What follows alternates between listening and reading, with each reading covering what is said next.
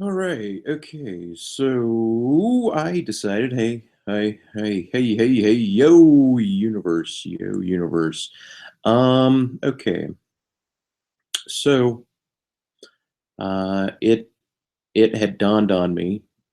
Um, it dawned on, I mean, anybody who knows my channel knows that I've gone through a great series of interactions with supernatural stars and orbs and movement. And anyway, I woke up a couple hours ago. It's like 4:30 a.m. right now, and I figured, yesterday I got to speaking with Lolly, um, and on this chat room, unspoken Lolly. And I also, it dawned on me that in fact the Akashic records are the case, that everything that one says, or that I say at least, is recorded. And as far as having the veil drop, so to speak, um, in one's life, I realized that the worlds of humanity was in fact witnessing everything that I was seeing and saying and thinking and doing. And that there was a sense that there were no eyes that were not responding to my eyes, and that everybody was merely a a segment in the matrix, and a paper tiger, just a figure, a 3D digital holographic figure, and that the matrix was ever abounding within and outside of me, and that this connectivity, kind of a Zen, one with everything sensation, made and makes an entirety of sense.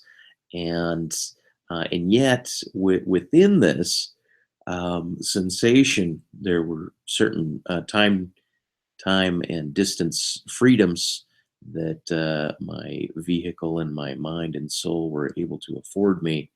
And I was trucking recently.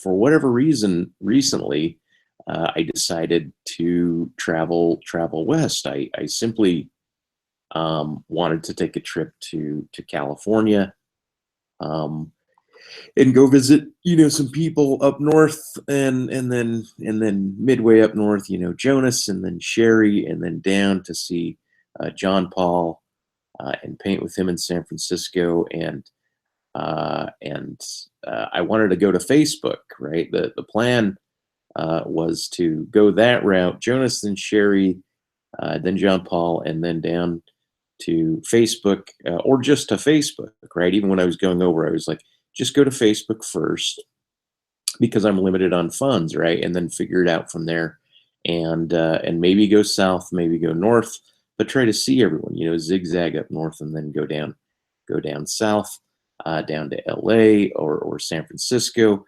Maybe meet Wolf King in San Francisco, or Sugar Rhodes, or whomever else, and then maybe Ocean or Seth from online, and then and Will Santos, and maybe Stevie Bobby, and whom else? Just people. Old Pater friend Gabe, maybe Stevie Starlight, maybe just whomever that I thought of, Hernandez, and this guy Asa or whatnot in LA, and then down to what do you call it? Down to San Diego, and I have a family member just outside of San Diego, another fail lady, Darlene, and and then my old childhood buddy and friend up through college, old friend. Now we're tenuously connected online. He's in Diego. And anyway, so that was the plan, and then I thought maybe, after I do that, for whatever reason, I was really optimistic, and I thought then I'll freely just kind of travel and peddle my wares, my art wares on the road, and I'll make it a to do out of it, right? I mean, what do I got? I have a van that's high tech, and it's a nice 2000, I think it's 13 uh, Grand Dodge Caravan, silver. And anyway, all I know is I wanted to make this video because I really wanted to speak about what was going on and what had gone on, and put it on the record, because even though I've been typing quite voraciously about the experiences that I was having, I thought it'd probably be a good idea, while this moment is fresh in my mind, to at least lay down a record for myself or whomever else of what was happening. And so anyway, it I even though previously, with my supernatural happenings, feeling like I was guided by symbol sets, and moving through, letting the radio and letting numbers and symbol sets and other things guide me in kind of a free form, well decided, well directed direction. I had freed myself, and kind of was, moving in any way that I wanted. I was doing anything from picking up prostitutes at one point. I was in town. I was drinking. I was drugging. I was smoking. I was. You guys have seen me. I drink and I get belligerent, and then I had my old girlfriend of last year, Christy. I mean, a lot of stuff from last year had happened, right? And then I got tired of all that shit, and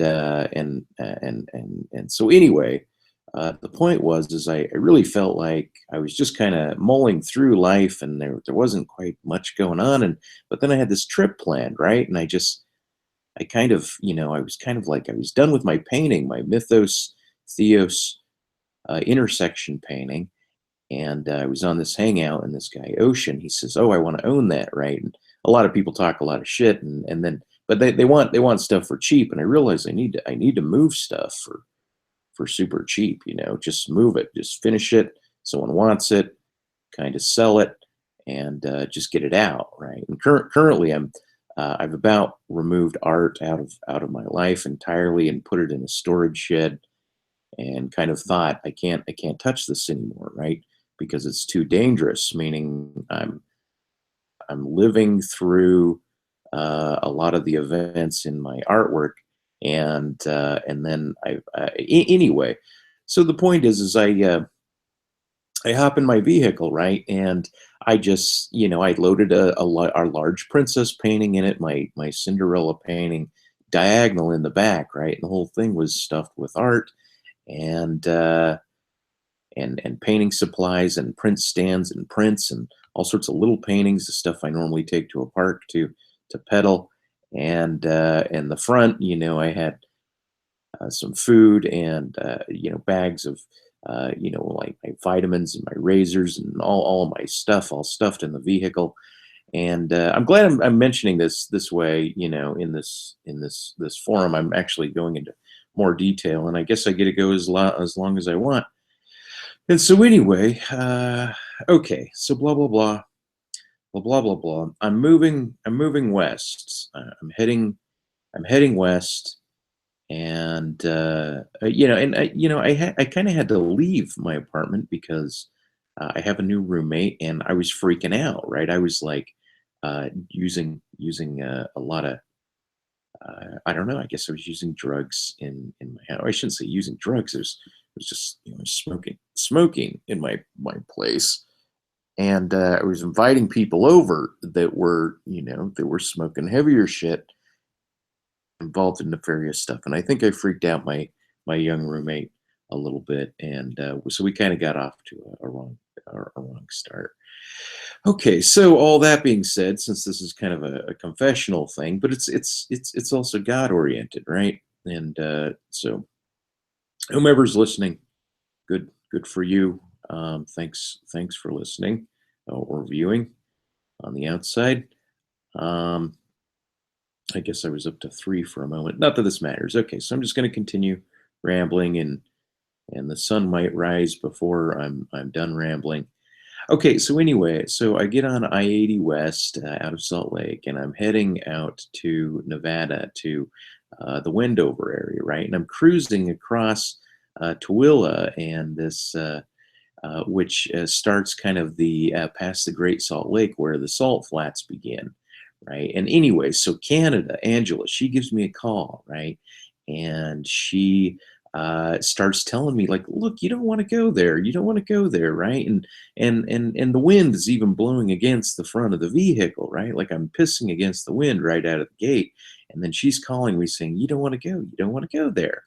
And I'm like, yeah, whatever. You don't need to tell me I don't need to go. I can go wherever I need to go. Blah blah blah. I want to go this way. I'm gonna go visit some friends, and it was kind of crazy. Anyway, so I just keep going, and then I get to Wendover, and I just blow right through Wendover because that's the gambling town where a lot of people from Salt Lake go. And then I'm like, well, I want to go to Elko. I haven't been to Elko.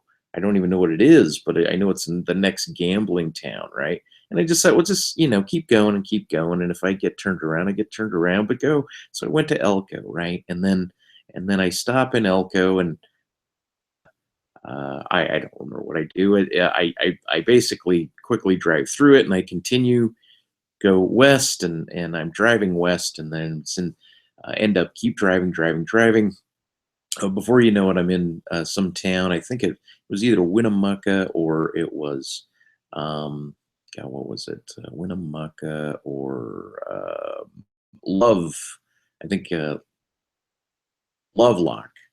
Lovelock, I think is the name. Anyway, which was great, right? All these things were symbolic, and so I was painting satyrs. I'm a horseman. I'm a satyr or a centaur. I'm also the goat man and the centaur. And for whatever reason, the letter U here locally meant me and means me, and I'm the letter X, and X marks the spot, or it soon I became the letter X, and the letter O meant the world.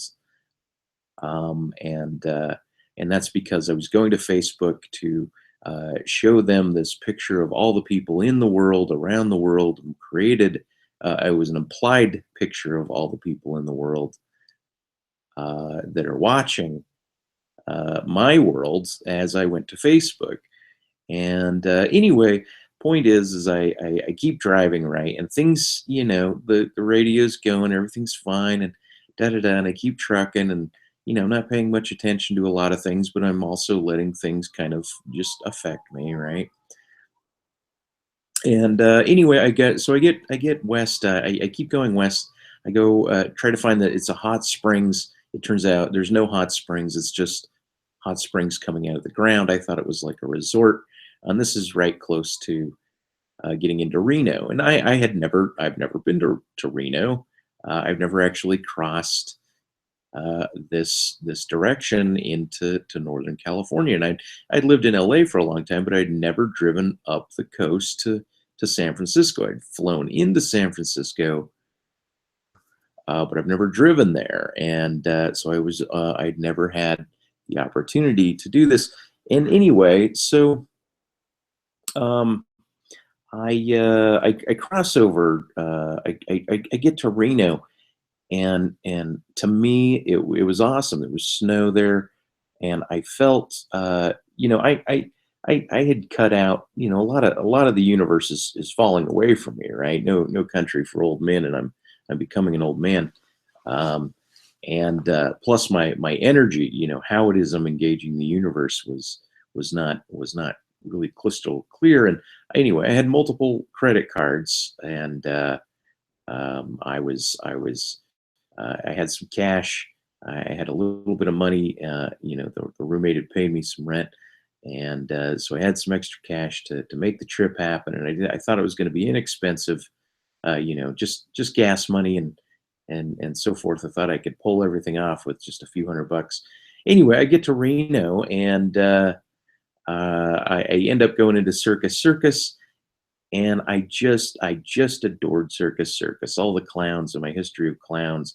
I was just taking it, walking in, having a good old time. There was even like a Zoltar machine that I guess was in the Big movie with Tom Hanks, and I didn't play it, but there were all these elephant sculptures and lion sculptures, elephants and lions, um, and uh, and then there was a huge Zeus sculpture inside of this connective legacy hotel with Circus Circus. Anyway, all I know is I had entered there, and I started gambling, and sure enough, I was drinking and hanging out, and people started showing up, and I was making some money here, and just kind of following the flow of what a gambler does in a casino.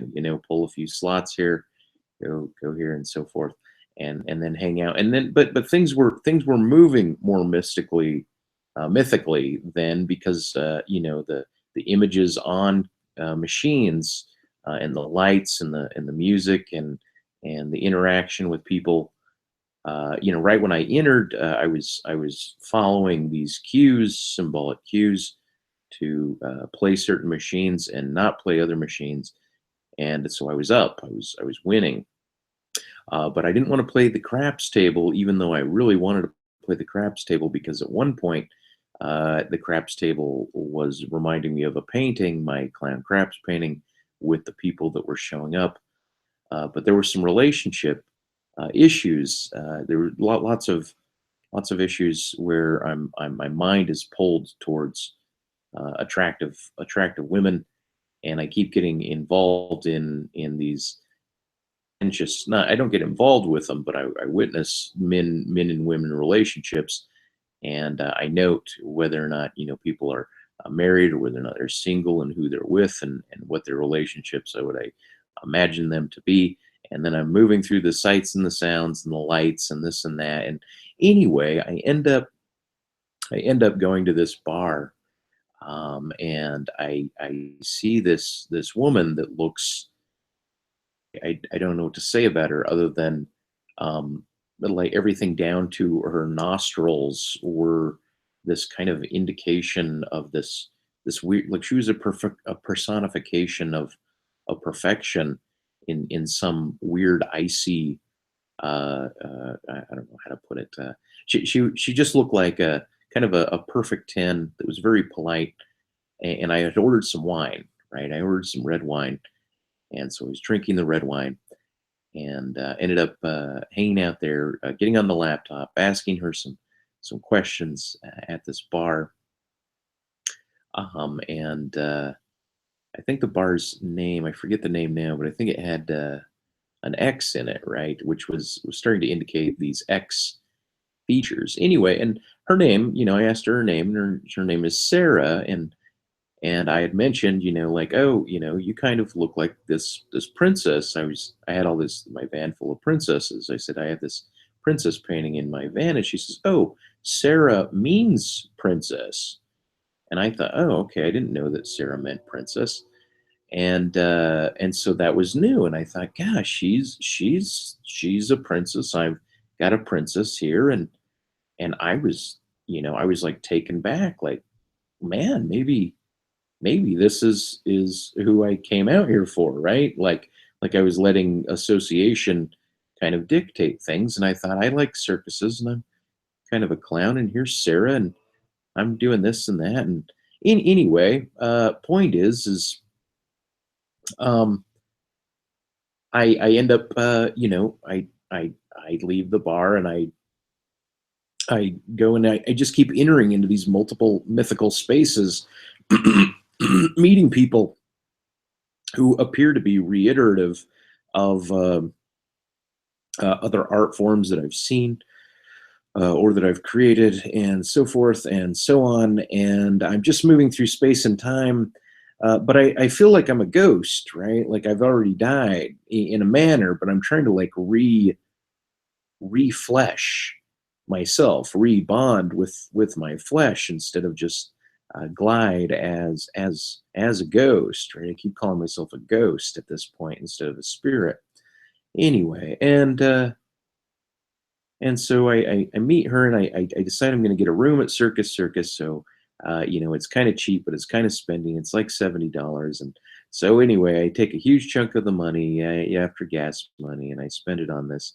And then I clean myself up and I go shave and I kind of relax because my feet are a little swollen and things are a little weird. And then I end up grabbing, but I'm still in this frenzy to whatever reason to go bring her Prince because I thought it was appropriate to echo the Sarah thing and her look and this. And so I go and I bring her this princess print. And the thing is I saw her from behind, and she wasn't even at the bar, and she was dressed differently. But I kind of knew that I was going to see her before I saw her. I was just very confident. I had this sense of confidence of timing because everything was kind of moving into a certain sense of synchronicity, right? But this was before the big veil dropped, or even a bigger veil dropped. And anyway, so I see her and I'm like, Sarah, and she's like, hi, and da da da, and I give her the print, and in that moment she says, well, are you going to be here tomorrow? And I say, well, yeah. And she says, well, I'm going to be working tomorrow, you should stop by. And I say, okay. And she walks away, right? And I feel really great, like I feel magical because I was right. I was able to find her after this long gap of time of getting the room and getting ready and going down, and there she was. But then later on, I felt bad because, like every other woman that I find kind of a magical connection to, or a coincidental connection to, I don't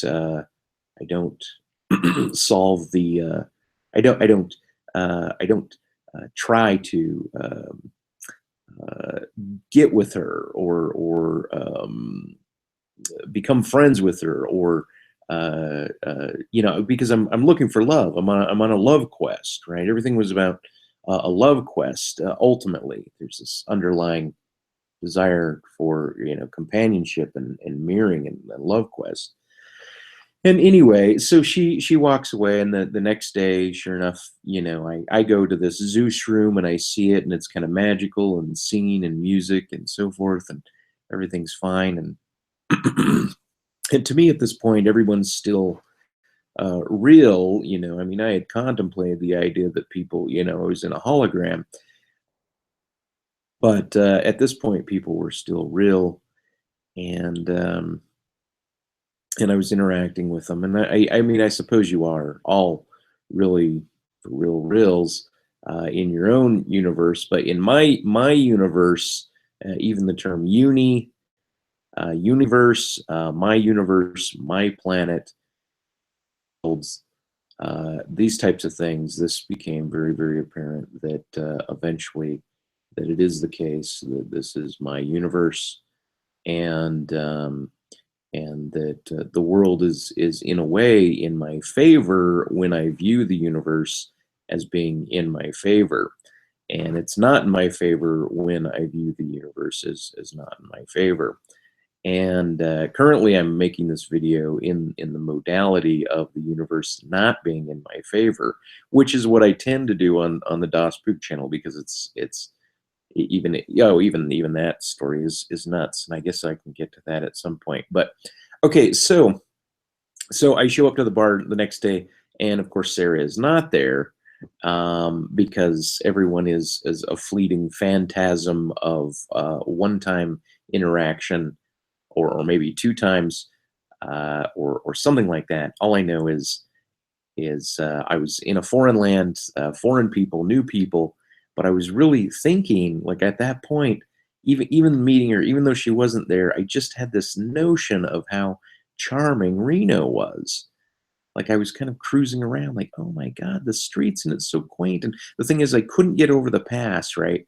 I couldn't get to California. The reason I went back to Circus was because the pass, the Donner Pass, was too snowed in. I even tried to get over. Cars were backed up for miles. I finally was able to get an exit and rotate and go and stay in Reno. And I thought maybe I'm just supposed to go to Reno. Angela called and she said go back, and things were saying just stay where you are and you don't need to go anywhere and da da da.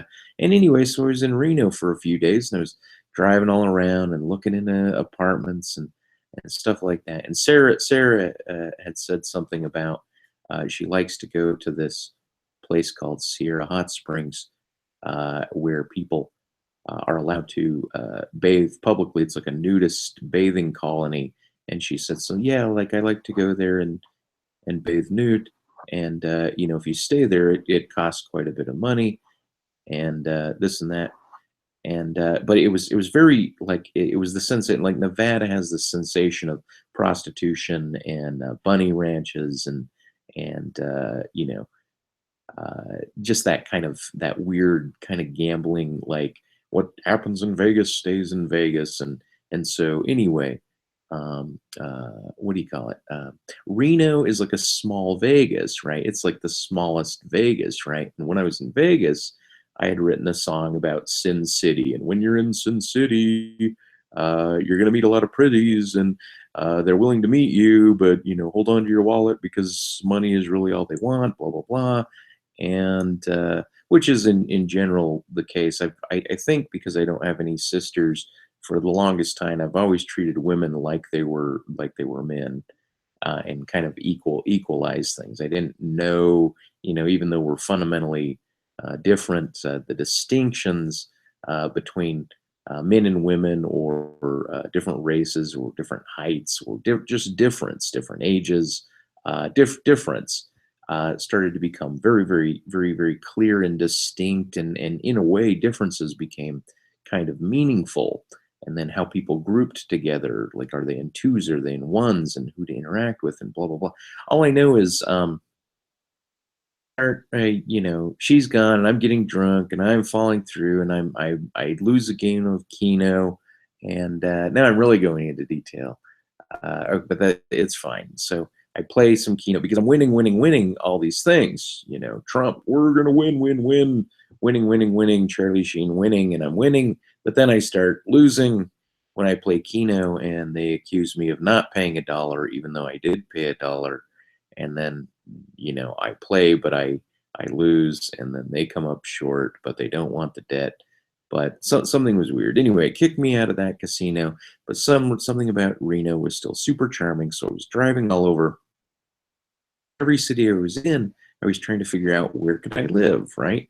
And so I found like, oh, here's an apartment I could move into, and it's in Reno. And I thought this would be great. I can be out of Utah because I want to be out of Utah, but I want to be close enough to my family, and so I can go back and take care of them or get there quickly if need be, And so I was kind of always plotting this idea of how to escape Utah and move into a town which I like. And so Reno was the place. But then within, looking and getting an application to a place to rent and thinking this could be really good and it looks really great and da da da. It's almost as if every woman of shape and form, I can't not think about their bodies. I feel so like lusciously bonded with considering some sort of like there's always some background sense, some sexual carnal sense going on, and I can't seem to lose that. And it actually drives me crazy because I think what it is because I haven't had a girlfriend in many, many years, and because I've fallen prey to my sexual appetites in other ways, and so forth. That now, as I age and as things are different, even though my confidence was increased, things were increased. My confidence was increasing, which is very good because the universe was reflecting my confidence, and I was feeling very, yeah, I don't know, very sexual and very nice and good. Anyway, all I know is upon for the viewer and for myself, Michael, upon viewing this, you're like all of your other DOSBook videos, you're rambling, right? You're not well spoken, and this is more like the longest word salad diatribe that you can spit out just for the sake of doing so. Okay, so that being said, oh yeah, okay. So within a couple of days in Reno, because I think I sleep in Circus Circus, and I may sleep in my car, and I'm darting all over looking for apartments. Can't find an apartment. Maybe find an apartment, but I'm darting all over. I start to realize like there's a meth and crack epidemic going on in the streets right there in Reno, and people are dilapidated, and the homeless population starts rising, and I start seeing the city as having a real problem, and the peripheral parts of the city seem like they're maybe fun and quaint, and I start looking at the history of Reno and why it's a great city, and what it's all about, and blah blah blah. Anyway, so that's to make a long story short. I end up thinking, well, maybe I still should go to California because I wanna, and that was the agenda. And I wasn't landing a spot in Reno. Certain things just weren't opening up, and I was spending money. And Sarah had vanished, and it was just a motion. And so I keep getting like attached to these cities and these people and these women and these characters. But that carries on over there. Anyway, so I decide I'm gonna cross Donner's Pass. It finally sort of opened up. Traffic was going through, and I didn't know quite how long the drive was actually going to be to get over Donner's Pass and into California. All I know is it was still snowing very, very heavily up there, and and there were still trucks, and I was listening to great music, and I just had this confidence, like, hey, the rules don't apply to me. I get to drive where I want to drive, how I want to drive, and so anyway, I get up to the top, and there's a lot of diesels that have to have chains on their car, and a lot of them are pulled over to the side of the road, and the traffic's moving slowly. And anyway, I kind of get to the top, and they're saying, "Look, hey, you don't have chains on your vehicle. Either you got to buy chains for your tires for your van here, or you got to exit, right?" And I'm thinking, well, look, I'm not going to buy $100 chains for my vehicle. I think that's a bunch of bullshit. And anyway, so the guy's like, okay, well, then start heading this way. And so these other guys right by the exit, these construction guys or guiders on the road, I pull up to them, and they're like, hey, do you have four-wheel drive in this thing? And I'm thinking, well, I don't know, but I just say, yeah. Like, okay, go ahead, you can pass. And so they let me out, and I don't have to take the exit. I don't have to get chains. Sure enough, I'm free to go where I want to go, and so I go over the mountain, and I go down. I go down Donner's Pass into, and all of a sudden I'm feeling really confident, and I felt confident on the road because somehow it's as if the universe clears itself for me, and cars move out of the way, and I get to move through, and all of a sudden is I'm in Auburn, and I go to a bar, and I start talking to these women, and but I've just got this lust, like I'm feeling confident, but I'm feeling lustful and sexual and wonderful. But of course I'm going to these bars, and I'm drinking and spending money on drinking, and anyway, so I just go to this one bar, right? And all I know is this one woman's really stuck on history and talking about history, history, history, and how important history is.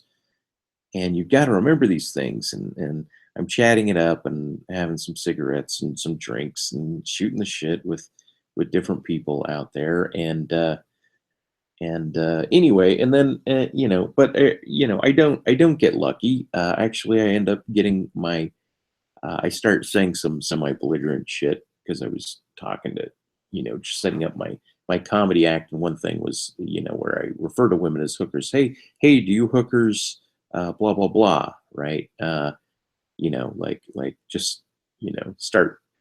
Uh, I don't know. I mean, obviously, whoever's listening to this isn't going to find this funny because I'm not setting anything up in a punchline sort of fashion. But I was generally, applying the word hooker, like, hey, do you hookers come here often? Uh, you know, and seeing what the feedback is to see, how they might respond, um, and then trying to do a little write up on it, like a sociological experiment and a comedy experiment and a kind of an anti SJW appropriation freedom of speech thing.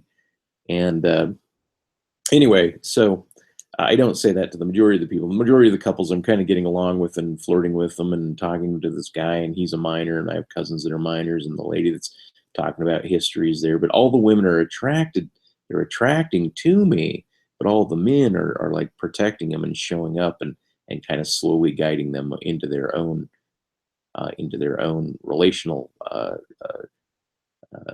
I don't know, connections at that point. And so there's a young couple here and an older couple here, and this and that. Anyway, all I know is I get my glasses kifed, stuff starts getting kifed. I go out to my vehicle. I'm showing some prints of prints. I'm kind of showing some people some things. Bartender's a little suspicious of me. People get a little odd, a little weird. But I start drinking water.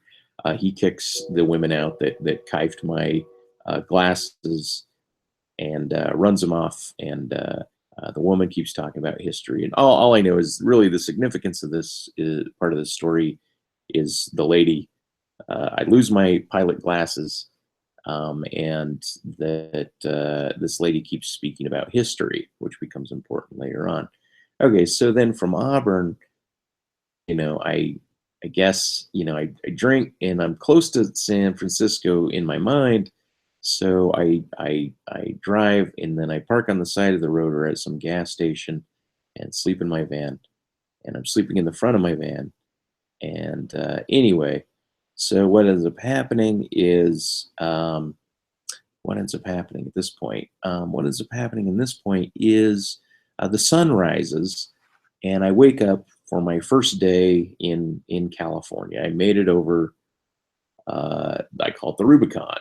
Where Donner's Pass into Cal, and sure enough, it's just beautiful. It's there's that light California haze, and there's the mountains, and it's just this beautiful sunrise, and the people, and the traffic's kind of going, and I'm just kind of cruising and enjoying the traffic. It's a little bit thicker, and I'm just awe-inspired about California. And I start, cruising to San Francisco because my goal is to, sure enough, first goal is get to Facebook, find Facebook, right? The whole goal is to sell my friend O in California that I was going to try to broker his art and try to get this thing printed on metal with all these faces. And I was, sure enough, I thought, well, who else to sell it to other than Facebook? I end up slowly trying to figure out, where I'm at and get my bearings and find the headquarters of Facebook. Turns out there's really no headquarters. I mean, Facebook has multiple campuses all over Silicon Valley and in other cities, but this one is kind of an area. Anyway, I finally, my GPS on my phone, and things are going okay, and I get in there, but I'm riding dirty, right? I hadn't had a shower in a while. I didn't know what to do exactly, but it took me forever. I called John Paul, Okay, I mean, there's got to be a gap of time in there somewhere because I called John Paul, my painter friend, and I was talking to him because I guess I was up in San Francisco. No, I think I got this backward. Yeah, I do. I'm missing a day. Okay, um, instead of before I go to Facebook, I just cruise into San Francisco. That's right. So I'm into San Francisco, trees, and I'm twisted all around in San Francisco, and as I'm going over these bridges and everything, and but not the Golden Gate Bridge. Um, and but I'm in San Francisco, and I'm driving around, and all of a sudden, I find myself on the Mission Street, and Mission Street is where my old high school buddy and college buddy, friend, and dark but happy, cool soul, Sean Harris, was living.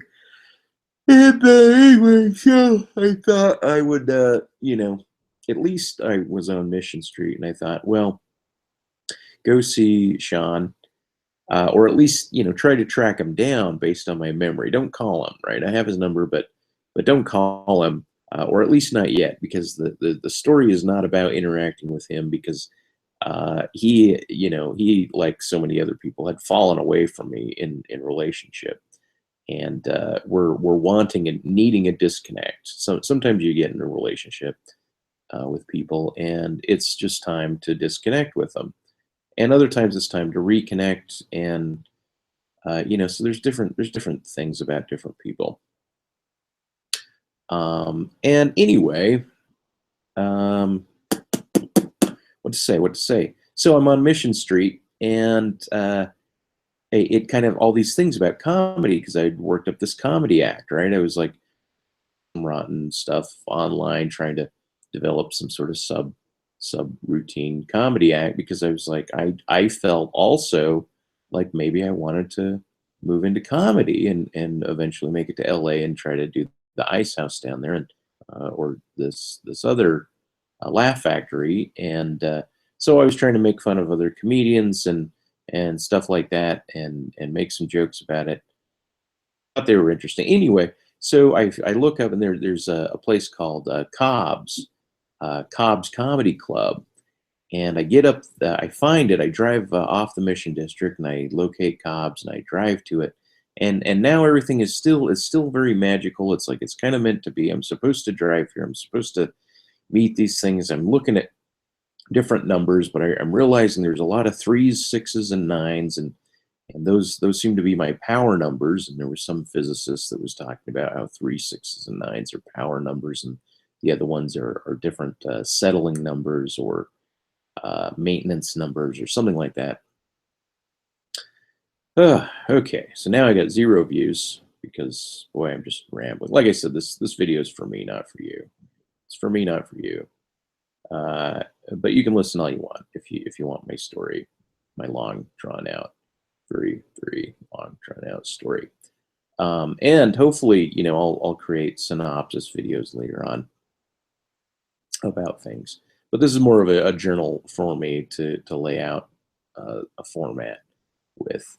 Anyway, and so there's this Cobb's place, and I pull over, um, and I'm thinking, what can I say to this Cobb guy that's kind of interesting? And all I know is normally I get in these chat rooms, and people accuse me of word salad, like, oh, Das Pook is he's speaking his word salad again, and I was making some joke. It'd be, oh, you can toss my word salad, or let's drill for Italian oil, and you can pour that dressing on my word salad. And so I make some comment about the salad and the name of the bar, and kind of give the guy my card and talk to him. And it turns out it's set up more so for lady comedians, series of women comedians at this Cobb place. Anyway, so I end up going down to looking up this next comedy club called Brainwash, and it's back again in the Mission District. So I go to Brainwash, and sure enough, I need to do laundry, and it's a laundromat, and it's a They do stand up there, and it's a coffee shop and bar. They serve alcohol and so forth.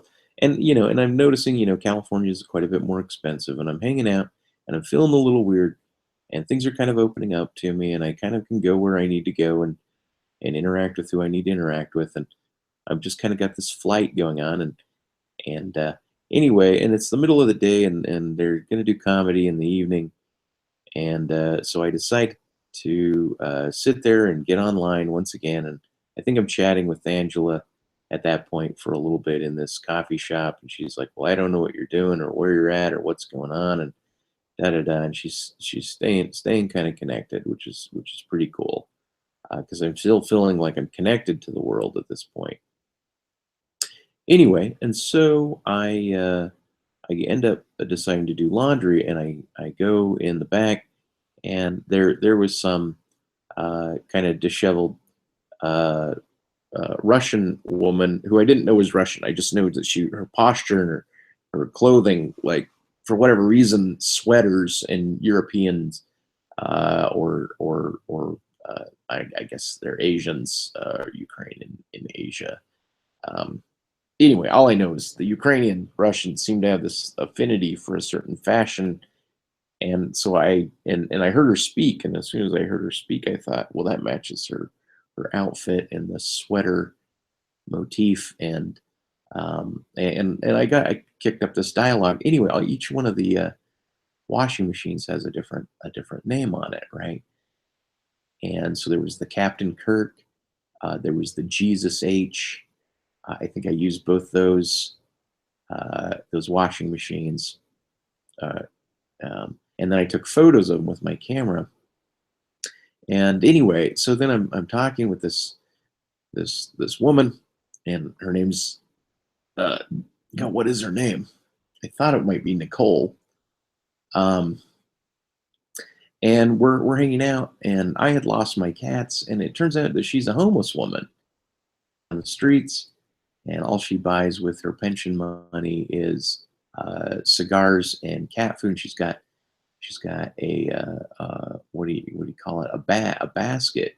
She's like a bag lady in a basket, and so she's washing her blankets and her socks and all of her homeless stuff. And underneath the basket, she's got four kittens, and they're all are not kittens, fully grown cats, and they're all laying on one another inside of this box. And that's all she's got, right? This is like her entire world. And she starts talking about how much she likes Utah and wishes she could go to Utah. And for whatever reason, the philanthropy part of me and my connection, I start once again like viewing this woman. There's even a heart on the ground that says M plus J, or M loves J, or not J, M loves N. And I'm thinking that that's me and her magically showing up here, and she wants to go to Utah. And I thought about it, and in an instant I thought, this is who my destiny is supposed to be with. I'm supposed to take this woman from this harsh environment of San Francisco and go back to Utah, and she's the object of my love quest. And so my mind, of course, filters through these futures of camping because she wants to camp and all this stuff. All I know is we're sharing a cigar, these little mini cigars outside, and anyway, she eventually gets panicked and says, "Well, don't follow me, because a lot of people, like she apparently gets picked on being a homeless woman quite a bit and doesn't want me to follow her, and I can't keep up with her anyway because I can't run with my feet." And she ends up pushing her cart away, and uh, I decide that somehow her saying "don't do it" meant do it, right? That kind of like, hey, women that say no, they're really thinking yes, type of thing. And because I was I keep mulling over my dileotheism and contradiction and assuming that yes means yes and no might mean yes and no might mean no and yes might mean no and just all of these contradictory things, facts. Anyway, all I know is I start driving, but the road turns into a one-way street, and I realize I see her, and the road is one way against me, and that the only way for me to catch up with her would be if I start driving the wrong way down a one-way road. Now, I've done that in the past, and it's turned out just fine. And I knew in a way that I could do it, but I allowed my confidence to not allow me to breach through the matrix backwards and cruise down the wrong way. So I decided I'm going to go around the block, and then at that point, I'm on this quest for this new object and affection of my love.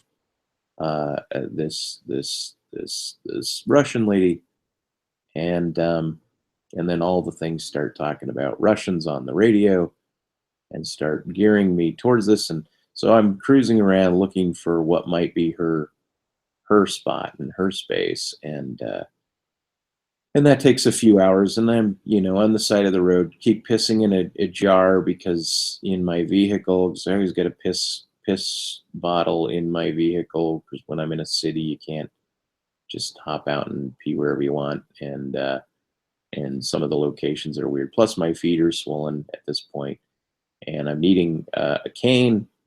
And anyway, evening's dropping. I can't find her. I'm driving around talking to homeless people. Finally, once again, Angela calls on the phone. What are you doing? Why are you doing this? Da da da.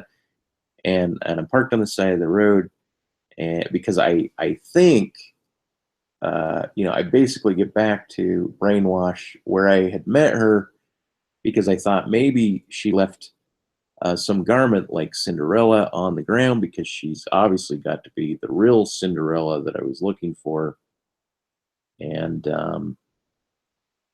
this is the big this is the big foil, right? This is the big foil in life is that I don't there is no Cinderella for me, or if there is, got to show up to me. And in a way, I'm kind of stupidly like I had this woman throwing herself at me before I went on the trip, and she's married and she had just lost her child, and she's an old college friend, and she just really wanted to get with me, and for whatever reason, I stopped it because I didn't want to be an adulterer and be with a married woman, even though in the past that wasn't an issue for me. I didn't have an issue with that, and that was here in Salt Lake. Anyway, so this is kind of a long, very long, drawn out story, and I think I'm boring myself with all this, but I still want to speak it while it's fresh in my mind. The whole thing as I can remember it. Okay, and so I'm there, and I'm in San Francisco, and I'm cruising around, and then Angela calls, and I'm walking back, and I find a parking because I finally think that I found her cart, her area, and I pull over, and I look, and there's no cats underneath. Instead, there's a big purple thing mask that reminded me of my Amy Schumer joke about Amy Schumer having HPV and me having HPV, and together we would have HPV babies that would look like little purple humanoid babies with purple tines sticking out of it. And so I realized it wasn't her basket, and it reminded me of a joke. And evening was falling, and it was time to get back. Be brainwashed to do stand-up comedy, and hey, the world's my oyster, so go ahead and walk on in. And uh, you know I decide to remain sober until after the set, and then I'll drink a little bit. But right before my set, I buy a little miniature thing of red wine. But on my way there, Angela calls, and there's a dragon on the side of a thing, and it's dragon fire, red dragon, and it has something to do with pyro and pyro. And I'm telling Angela about pyro and pyro, and she's like, "We'll take a photo." So I took a photo, And I took a photo of a lot of things. I took a photo of the heart that pointed. I took a photo of the Jesus H laundry thing. I took a photo of the Captain Kirk laundry thing. Um, anyway, and so, and plus, when I first, during this day, I was in San Francisco, and the only person I knew, was I thought of Matt there, thou art that in Berkeley or somewhere close, and I thought, well, maybe I'll send him a note, but I never did get around to that. But then I sent Sugar Rhodes a note. Turns out she was on vacation at that time, and or supposedly on vacation, or you just all I know is communication was off.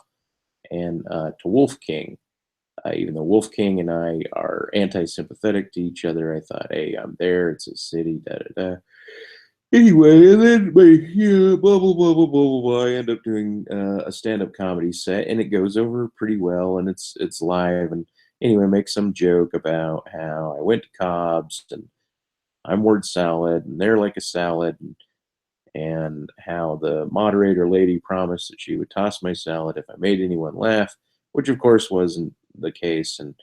And there was a lot of black comedians that were sitting on one side of the uh, the uh, the laundromat or the cafe, and that they had moved, and I made some racial thing like, well, I thought that racism was dead, but I noticed that the black people have moved to the back of the restaurant or the comedy club, and I talked about swallowing one of Amy Schumer's ass cheeks, and that's why I had a pot belly, and because I was trying to make jokes of all the people that were in the like all of the jokes for the most part, besides the other comedian jokes and Joe Rogan butt plug and so forth, all had to be about the people whom I had just met and the drama that was ensuing and blah blah blah. Anyway, so there was that, and then after that, and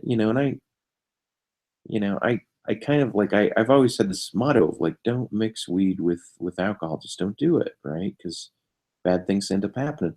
But at the end of the set, everybody kind of liked me. I was passing out cards. We were kind of gathering information of other comedians, and I was thinking, I kind of like San Francisco, and I kind of called on an apartment there, and and I thought, okay, maybe there's something here, and what am I doing, and da da da. And I really enjoyed doing the comedy. And they said, hey, go down the street and up the street, and there's another comedy club. So I continued walking on my cane and my bad feet through town. And it turns out I get all twisted around, but I'm confident, and it's late at night, and it's a little nerve wracking because here I am in this town, and I'm dressed different, and I'm a little disabled, and don't know who could possibly take advantage of me or whatnot. But anyway, I enter into this. I go outside of this new comedy club where I see some of the other comedians joint, so I take a toke off the joint, and I'm I'd already been drinking a little bit of the wine, and here I am entering into another bar, and of course spending more money entering into a bar. But there's a new comedy club, a new comedy set. They're gonna line comedians up, and I end up entering into this comedy club, and somehow I don't know. There was a woman in a wheelchair, and I wasn't able to really talk to anyone, but except for her. So I kind of kneeled down next to her, and we started chatting it up, and this and that, and all I know is I felt almost ominous at this point, like the world was watching me, like these were all vampires that were hovering around me now, and that I had just walked into this kind of vampire land, and and I got really paranoid, and because of the weed, I suppose. And I wasn't confident, but I was still confident, right? Like, hey, any day's a good day to die. Like, if someone's going to attack me, I just have to deal with it.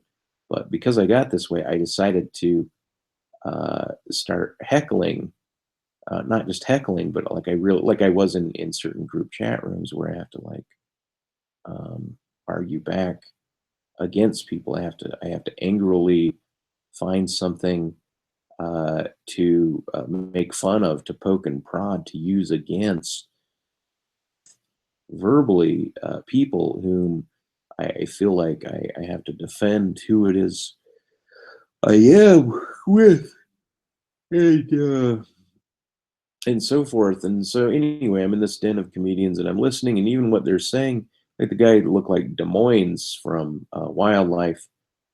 Um, I think it was Wildlife. Fast Times at Ridgemont High, Des Moines. That's it.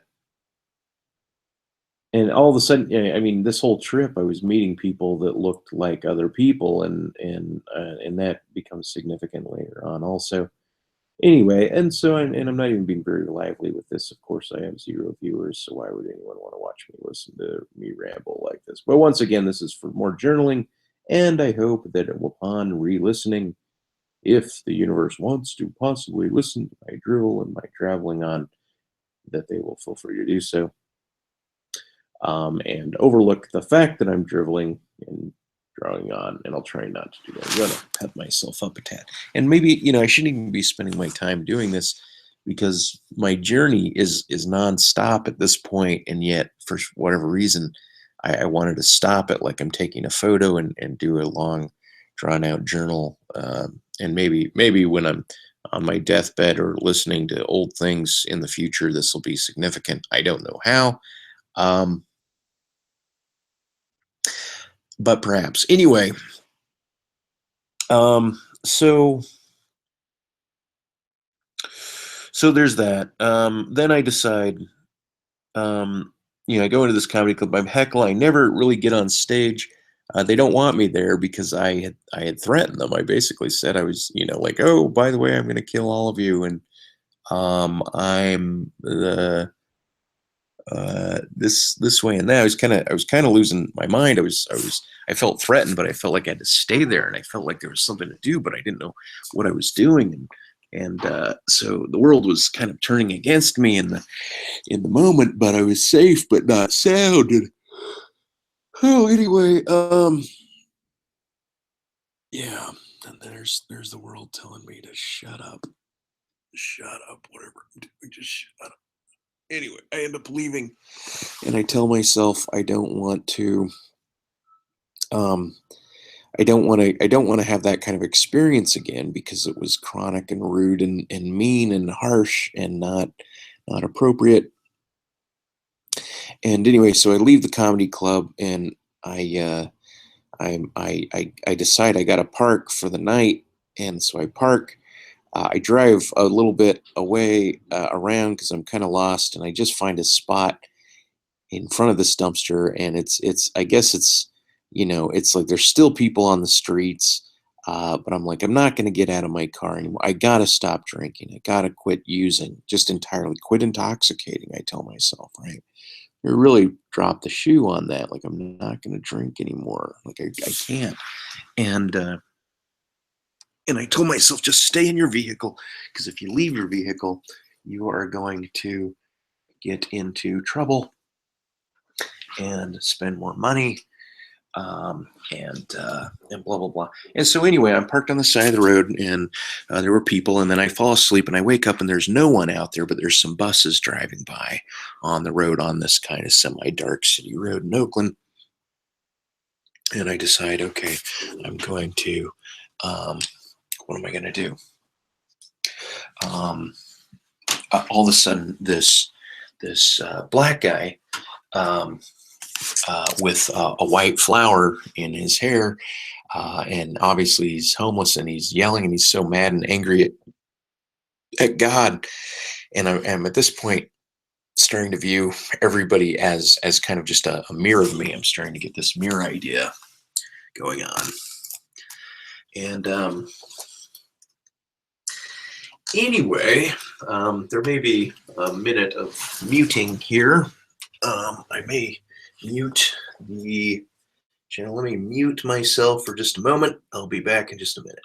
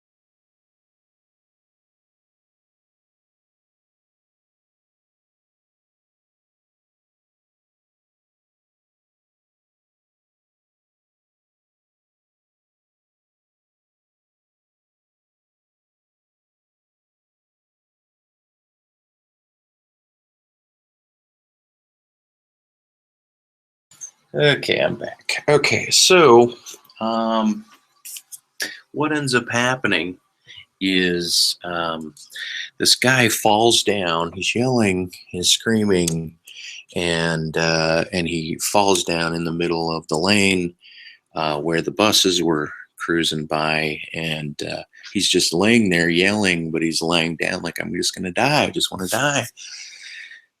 And I say to myself, oh my God, this is the one thing you would do, referring to the powers that be or God, that would make me get out of my vehicle tonight. As I was fighting getting out of my vehicle. And so I pull my van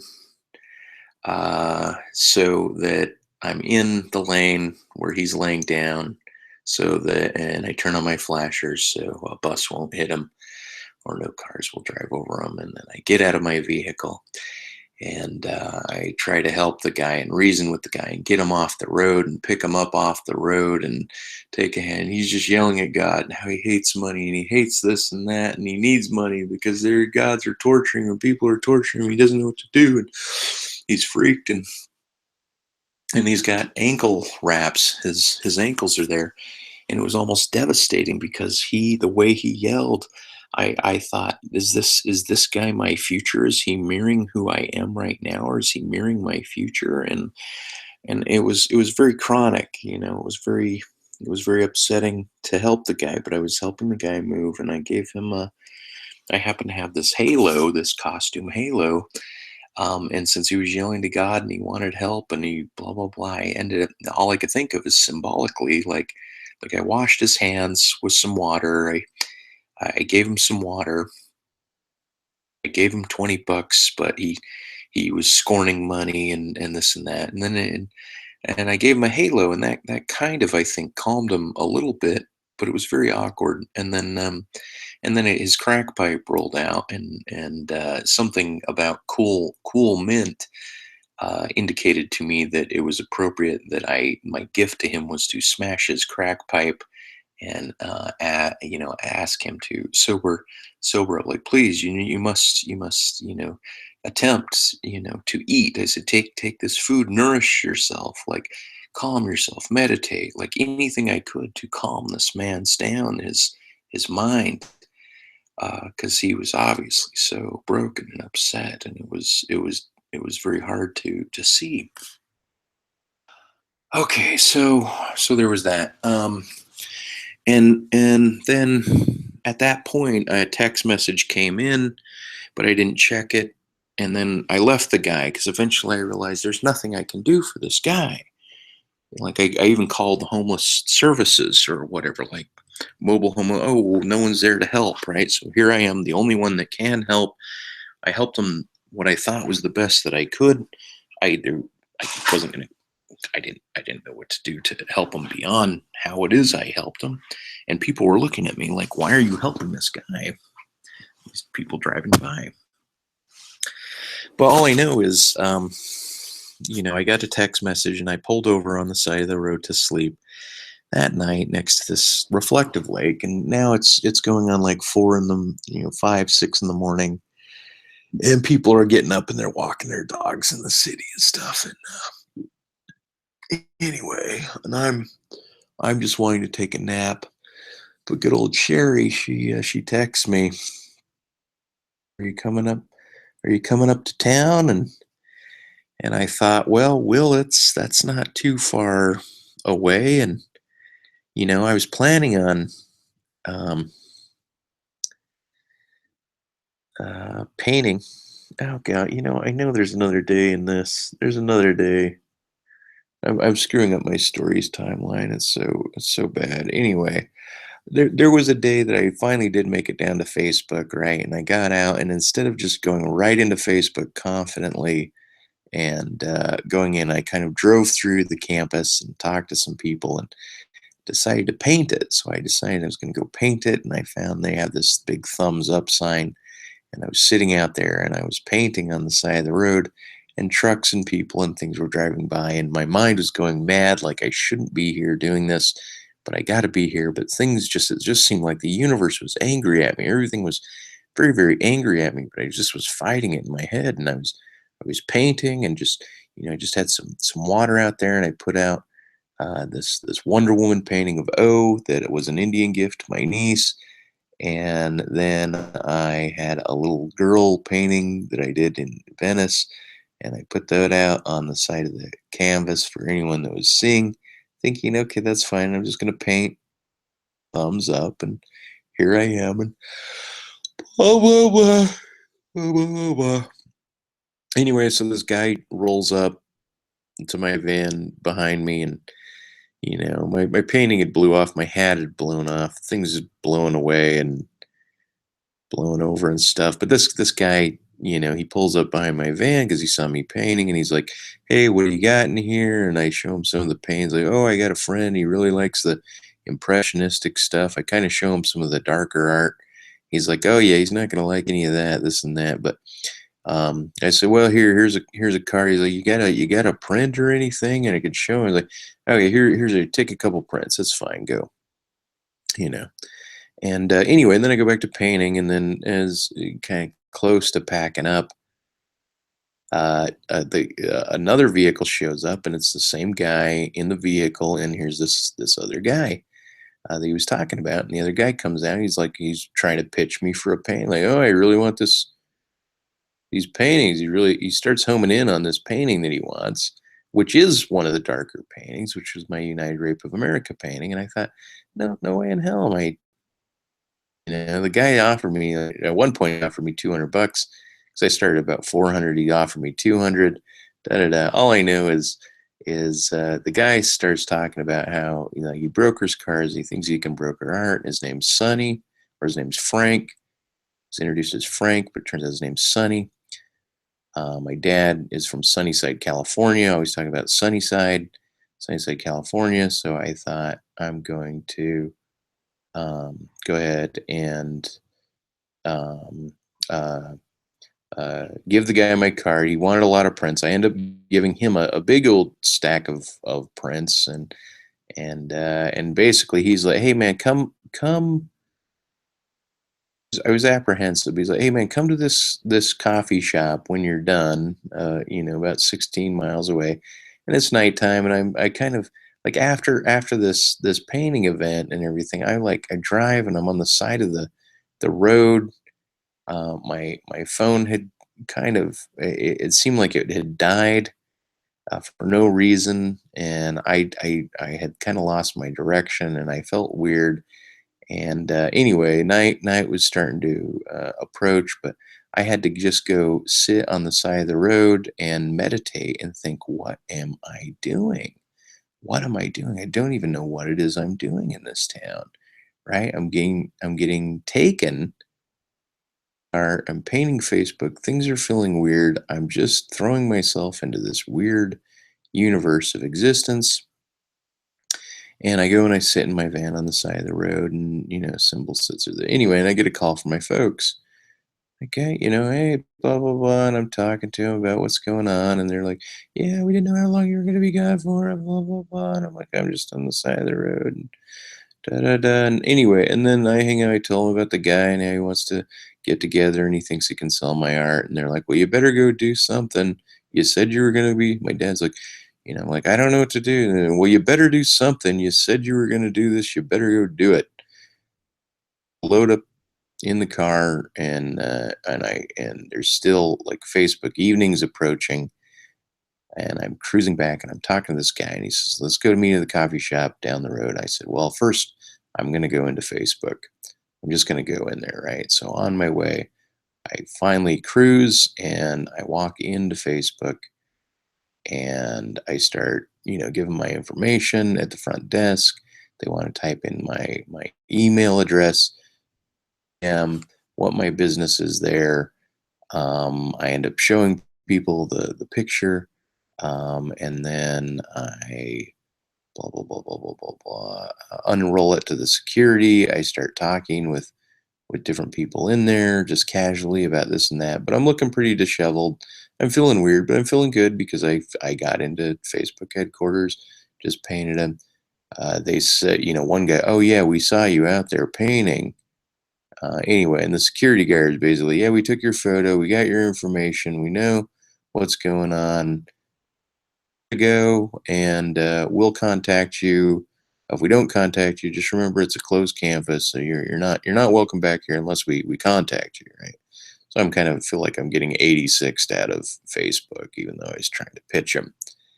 And they said, well, if do invite you back, it'll be within 2 weeks. So I'm figuring out, well, I should try to stay in town for at least 2 weeks or something like that. Anyway, now I'm really sorry that I'm rambling this long. How long am I going? Probably an hour. Okay, and I'm only this far into the whole story. Okay, so there's Sonny and Frank, and I end up going to Starbucks, and all of a sudden I'm hearing things, right?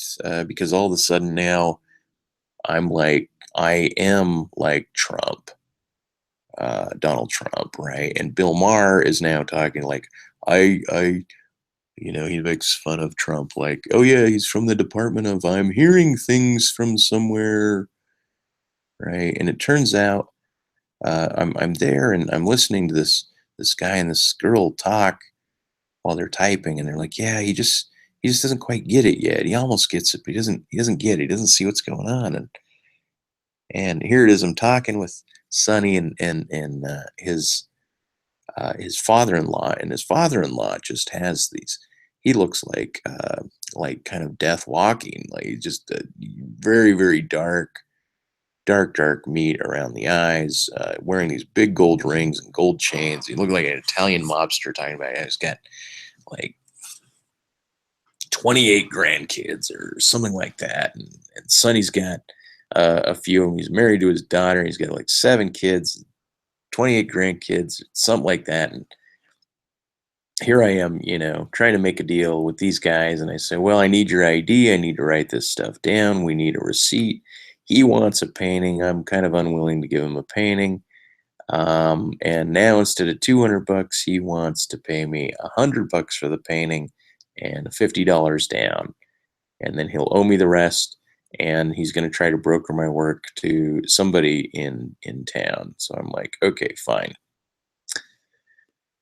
Anyway, so the problem though is what? Is that I'm feeling like maybe I need to watch who I'm getting into business with. And these guys are appearing kind of gloomy and kind of dark, and I'm feeling kind of dark. But I feel like I'm handling my paranoias about my darkness okay. And I don't want a coffee. The guy wants to give me a coffee. I want a tea. I end up getting a hibiscus tea. He ends up buying me some sort of barbecue chips, all these certain symbol sets that made me think, hey, these are burnt like hellbound, screwed up symbol sets. And so anyway, Richard, the guy's name was Richard, right? I'm endeared to this guy named Richard here at home. He's kind of a friend's parent, and anyway, so there was this association, and I'm sorry that I'm just trying to. This whole video is just a mind association scramble that I kind of want to be able to once again lay down in journalistic form in my word solid associative form because I want to. Anyway, and so, and I'm thinking, hey, don't judge, like the guy, he hasn't done anything, just based on his appearance, don't judge people by their appearance. And he hasn't really done anything other than like my work and appreciate it and say that he wants it. Ask if he can get some.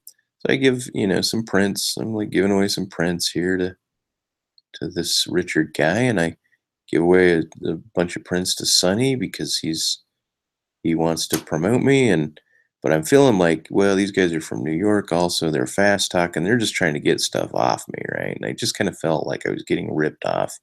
And even after I made the transaction for a painting, I said even the frame is worth more than just this $50 you're giving me. It's just kind of outspoken about it. But I'm like, okay, fine. I got his information. I wrote it down a receipt, blah, blah, blah. And he wants to be my new art broker in California. I thought, okay, this is wonderful. Anyway, so he gets that. They get the photo, or they get the painting, and they're off. And now it's nighttime, and so um, I don't know. All I know is I'm a little freaked at that point, and so I end up driving up to see Sherry in Willits. I'm driving north, um, and in my painting, it was weird, right? It was definitely there was some weird stuff going on. Because in my painting, Jupiter has a moon called Callisto, and it was Devil's Tower, which is supposedly in hell, and there is a Calistogo, which is in Calistoga, California, but it's basically spelled the same as Callisto Go, and so that meant go to Callisto, and it was right outside of Saint Helena, which ironically is like hell, and like hell in a handbasket, and hell in a handbasket is like Easter in Gorgon Valley, a painting that I painted with the bunny rabbit and the Gorgon snakes and so forth. Anyway, all I knew is somehow between Calistogo, Calistoga, and and Santa Rosa, um, there was this. It was just beautiful. There was something called Fall Den, FAHL Den, and I thought, this is home. This is where I was supposed to be. This is where my painting has led me to. My mythos intersects theos, and I need to be here. Plus, there's a little sub city called Falden, and I went and I slept there at night, um, and kind of looked at a bunch of rabbits running around, and there were goats on the side of the hills. And it was just beautiful. It was a nighttime drive. Everything was a nighttime drive. We were just driving for hours at night, trying to get a lay of the land and get a feel of things. And all I know is it was just kind of magic. Um, and Anyway, I end up, and to be honest, I don't know if this is before or after I first got to Willits, but I'm pretty, yeah, I think, yeah, it was actually after, because I'm cruising up the 101, and I'm driving by Hopland and Hildesburg, and anyway, there's a city called Cloverfield, or maybe it was Cloverdale, um, and and there was this Hopville that has a Burke exit. And anyway, Burke was symbolic of a guy in high school who I never fought, that got in my face. Me and my friend Dustin, who's in San Diego, he got in my face, or he got in Dustin's face, and his friend, I don't remember his friend's name, taller dude, he got in my face. And it was almost as if we were in high school, squared off to fight, and we had, there was no fight. We got out of the fight, but they were there posing that they wanted to fight.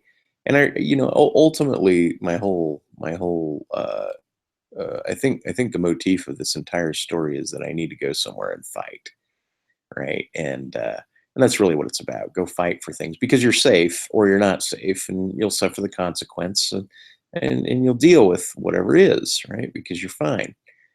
Anyway, but anyway, so there, and I'm in Hopland, and then I'm in Cloverdale, but I'm trying to figure out what's going on, in Hopland, and I'm always looking at all the landscape because I want to paint, right? I just really haven't got a lot of painting in yet. Anyway, and something says go into Cloverdale. So I go into Cloverdale, and on the side of the road is this woman in a hard hat, and something says use her on the radio, use her, right? Because I'm listening to the radio, but I'm not going to go just use somebody, right? But I pull over because I keep talking to people. I even went to this coffee shop, and there were all these roosters around. This woman was in a Westphalia wagon, but she was all businessy. And we go into a coffee shop, into a Starbucks, and she's, oh, here, you're traveling? Here's $20. Just gives me money, right? People just start giving me money, starts buying me food, starts helping me out. And I'm like, okay. And as soon as you pick this lady up, and she's like, well, I live in Santa Rosa and I work here. And all I can do is chat it up with her a bit and give her a card. And then I'm cruising up to Hopland, and that Burke, and at that moment, I'm meditating, thinking Santa Rosa just sounds more beautiful than Willits. And all the bluebirds are bluebirds and these little starlings, and they all start fly in that direction. I was like, well, if they fly in that direction, that's just a beautiful thing. And they were, and they're like, just go to Santa Rosa. You don't want to go there. Crows, though, were like, ah, you want to go north? You want to go north? And kind of swirling around some vultures and some hawks. And anyway, and so I'm there, and I felt like I'm on this Rubicon, right? Like if I go north, something is wicked about this town. Something's dark. Even the landscape doesn't seem right. The foliage was kind of changing. Things were a little just darker. And I decide, I made it this far, and Sherry, I'm gonna go see Sherry, and she's in that town, and well, I don't know this lady, and she's gone, and Santa Rosa's there, and I might as well just go into Willits. So, as dark as it was, I ended up going into Willits, but I thought I was crossing this Rubicon or this event horizon, and sure enough, as soon as I got into the town, just drama ensued. It was like the daytime, and Sherry's like, "Hey, come and meet me," and da da da, I'm driving around looking for a radio station, and it turns out that I'm at this other radio station, uh, and uh, and there, and once again finding myself attracted to the radio DJ lady and some guys. What are you gonna do in town? What are you thinking you're doing in town? You get something to done. Anyway, and then I finally figure out there's another radio station in Sherry, and the lady calls on it, and my phone keeps dying, and so I end up talking to Sherry, and she say, "Okay, come and meet me." And I see her walking by with her dog in front of this bank, and she's like, "We're meeting at this place," and I see her, and I go and I say hi and give her a hug and pet Bella, her big white dog, and looks like the big white dog from Neverending Story. Anyway, and then we end up going into this place called like J.P. Redmond's uh, Mercantile and Coffee or something store. So we end up going in there and having a cup of coffee, and sure enough, she's in there, and she's there with her older friend who's probably in his early 70s now, named Michael Stark, and he's an ex-clown, ex-professional clown, and but he's a hell of a rambler. And I had this card. He started talking like, "Oh, you got to kiss a giraffe, right?" Well, anyway, there's this woman that works at AMT Printing in Salt Lake, which later became Empty Printing in my head. AMT, MT Printing, and Empty Canvas Productions was the name of the production that my documentary guy was wanting to produce. The title of the film that will probably never happen because I faked my own death to him and everything. And anyway, all I know is what is it that I know? All I know is that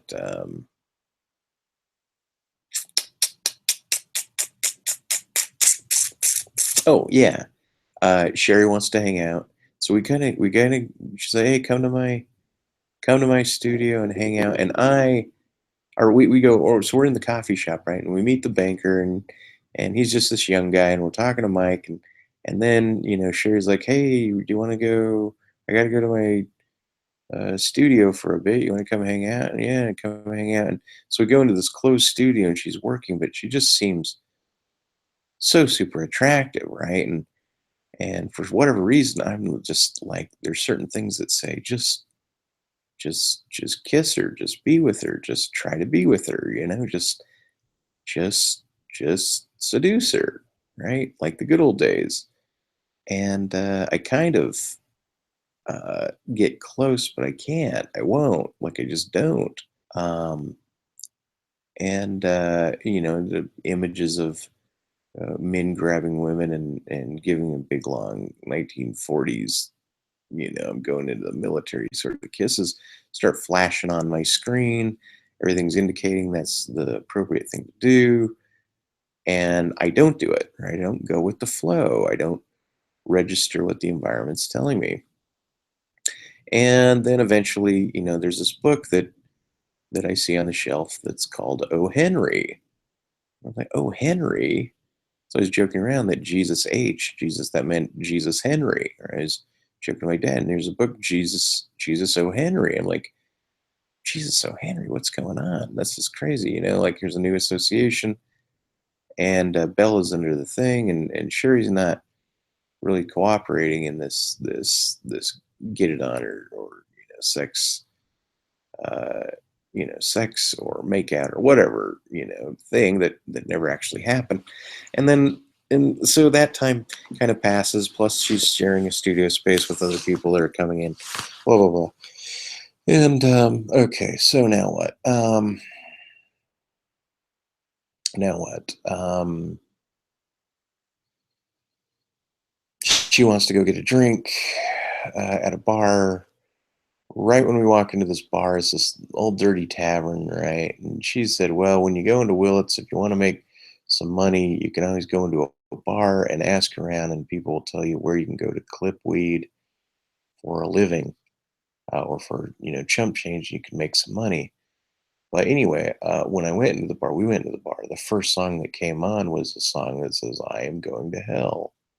I am going to hell. And to me, everything was mirroring me so much that I thought you really need to not, retain your agreement to not drink. Plus, the song is saying, I'm going to hell, and there's a heart burning, and everyone seemed really kind of dark, and it didn't seem like a fun place. And Sherry had ordered 2 glasses of wine, and because I said I was going to have one, and then I said, no, I don't really want one now, right? Everything doesn't, like the symbol set seems beastly and rotten, and not what I want. And anyway, so she proceeds to drink 2 glasses of wine, and meanwhile, Geyer's getting ready to show up, and he pulls up in a van. And I haven't seen these guys since their wedding. And he comes kind of sliding in underneath the banister outside, and pets Bella, and then comes in, and they want to drink. So they both have a drink, and then they want to, it's getting dark. And anyway, they invite me to their friend Steve's house, and we go to this guy's house, and he's got feet similar to mine. They're all bloated and a little outside garden and stuff like that. And anyway, so we go in there, and we're hanging out, and he wants to, what does he want to do? He wants to, or they all decided they want to go eat across the street. We all hop into one van, I guess. Then we draw a few vans, a few vehicles. It's just across the street, less than a block.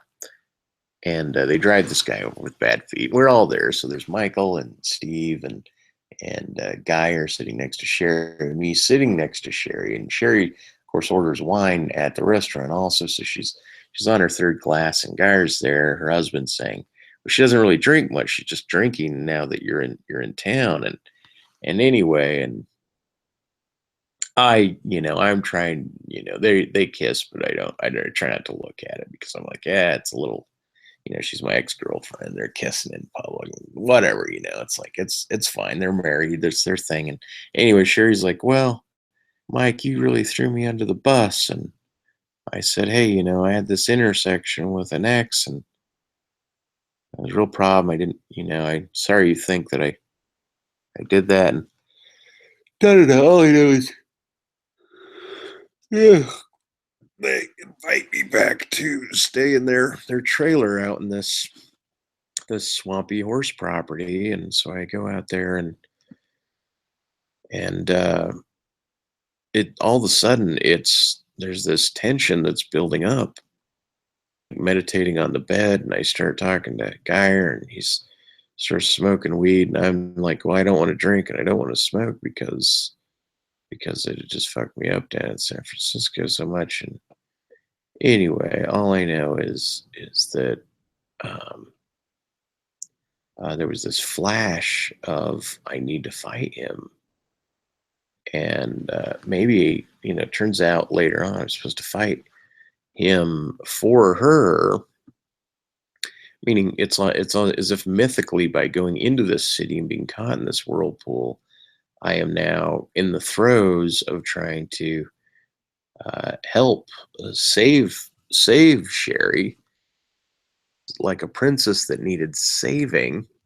I kept thinking that kind of idea in a way, um, that Sherry was like Princess Leia, and that this guy was Jabba the Hutt, and I end up I end up drinking and smoking, because finally I gave in, and okay, I had some Rolling Rock Pale Ale, and anyway, we were, I was trying to stay sober, and Sherry wanted me sober. Anyway, we end up, me and Sherry's like meditating on the bed, and there I am face to face with her husband, and the flash of this fight scene comes to mind, and I realize I'm just supposed to fight this guy right now. I'm just supposed to do it, but he's not throwing any punches, and I'm not throwing any punches, and all we're doing is smoking and talking, and it was like a bunch of huff puffery, and he ends up, crawling into bed next to Sherry, and I'm thinking, well, that's their thing, but things seem a little weird now, because I let the fight subdue, and then we were talking about the night watch, and there was a nice fire in this oven, and then the fire ended up going out, in the oven, and there I am watching them sleep together, thinking like, wow, I really needed to take this guy out. And anyway, so it became pretty crazy. But the next morning came, and all of a sudden in the morning, no one had alcohol in their system. No one had, like, hey, to live another day. So they're living another day. That's great. Um, anyway, so I end up leaving, and I don't win this battle, right? And then I end up. See, now I'm getting really tired, so maybe just stop the story here. Anyway, moral this part of the story is that I start. I felt very uncomfortable about the situation, and I felt like I didn't fight, and somehow I lost. But somehow my own art, when I thought about it after the fact, it kind of made sense to me why it is I didn't fight, and yet somehow at this point I thought maybe, I'm supposed to hang out more with Sherry. So we end up hanging out together the next day.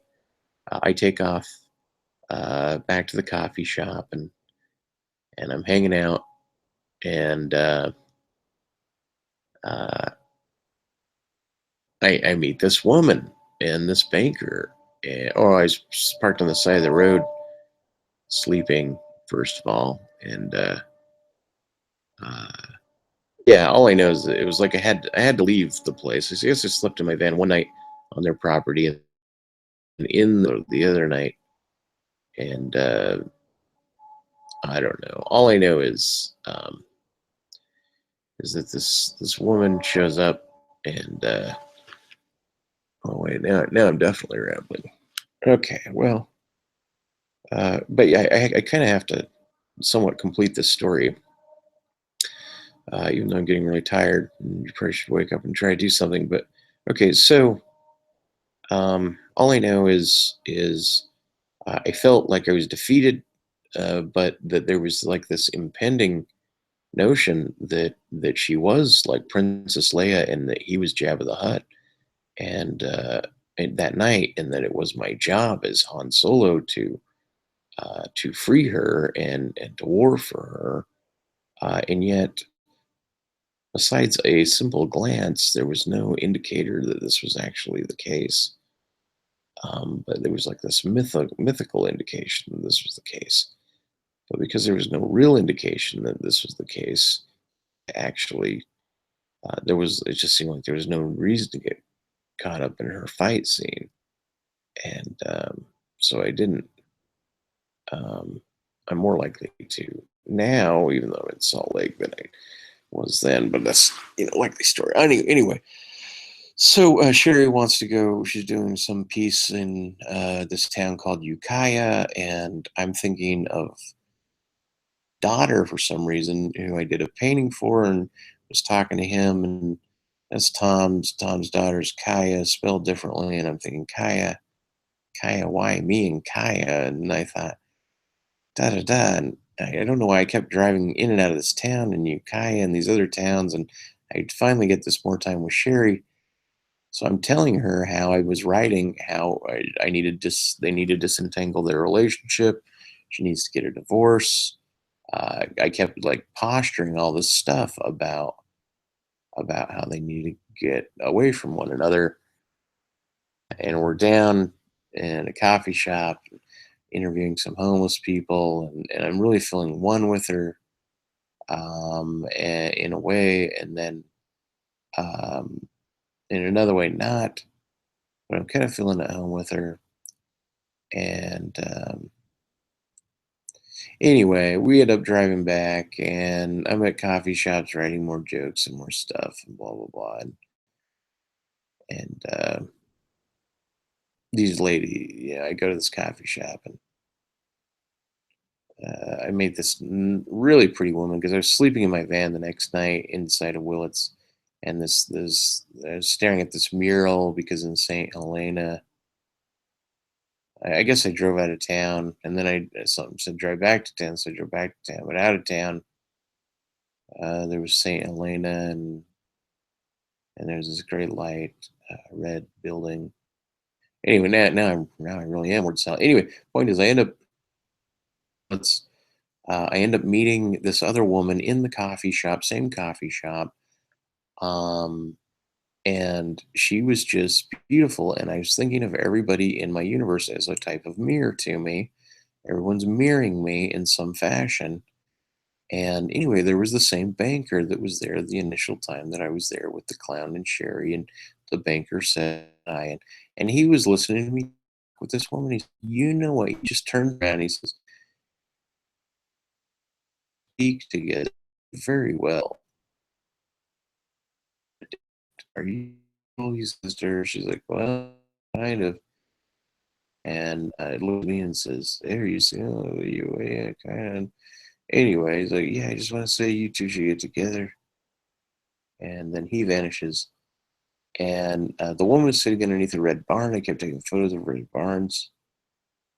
And anyway, blah, blah, blah, blah, blah, blah, blah, blah, blah. Anyway. Oh, and so I leave town a few times, going back to Ukiah, going Caligus and St. Helena and Napa Valley and San Francisco. And each time, like and Hillsburg, I really like Hillsburg. That was a good city too. So I'd go back down to Hillsburg and then eavesdrop. It turns out Michael's still alive at this point, the Michael the clown. And anyway, oh yeah, the same thing happens. Sherry. Uh, oh no, that's not what happens. So I can't get a hold of Sherry, but this guy Sonny says, "Hey man, you gotta crank out these pigs. Can you crank these out? You know, success needs speed." Like, I don't know. I gotta take these slow. Anyway, all I know is the studio space underneath her studio space opened up, and all I know is I'm back in Willits, and and I hadn't heard from Sherry, and I got this studio space, but I still hadn't heard from her, and it was below her studio, and it had limited hours from Andy the Scott, Andy and Al, and and all I know is um, Sherry finally meets up with me, or doesn't meet up with me. I end up driving because I can't get a hold of her. I end up driving, trying to find their place, and I heard it's by a casino. I'm driving all over town, trying to remember where their place was. Finally, it dawns on me that I'm on the right road, And I finally find their place and I drive up to it, and their whole trailer has been burnt down. A dog in there and two cats and Geyer, the husband, and some reason because I didn't win the fight, I was panicked that he had burned Sherry and killed her, and that he himself, or that both of them died, or that one of them died, or the dogs died, or the animals died. But their van was gone, and inside of the field they had these two cat carriers and one dog carrier, and it looked like those were out of there. And anyway, um, so we're taking Sherry eventually. I go. I think I got to go to the police, but I go to Steve's. Steve says, "Oh yeah, their place burned down, and he doesn't know where they are, but they're probably at a hotel." And so I start to set up some sort of GoFundMe page late at night, and that doesn't work. And then anyway, all I know is the next time I'm up in town, Sherry tries to rope me into another fight with her husband Geyer, and I'm pretty certain he wants peace, but he's also being antagonistic, and Michael didn't want peace so much. And anyway, so she tries to rope me in another fight. This one I get no fighting for. Anyway, I end up not fighting a second time. I was going to be in with knives, and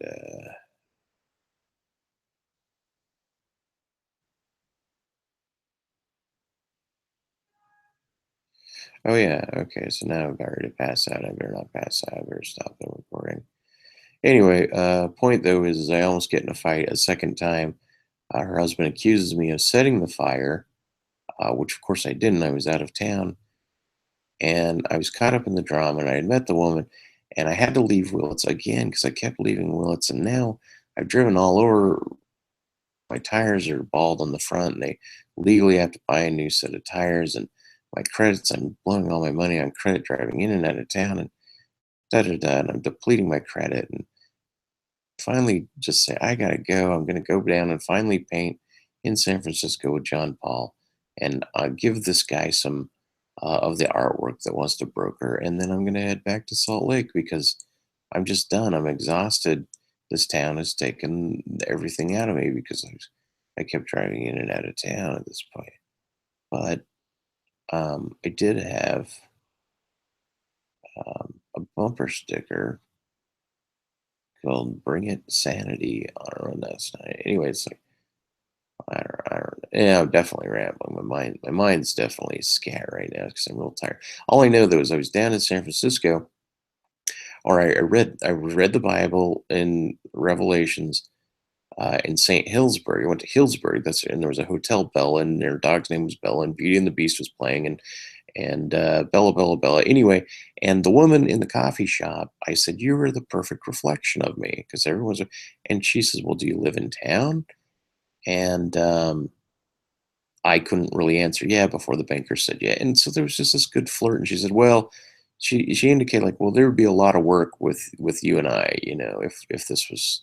She said something like that, right? I was just going on these little clips, little things that people were saying. And once again, it was like Sarah, I guess, in Reno. But I went down to visit Sonny, or talk to him. And he kept saying, "Hey, paint Liechtenstein in the form of Picasso. Could you do that?"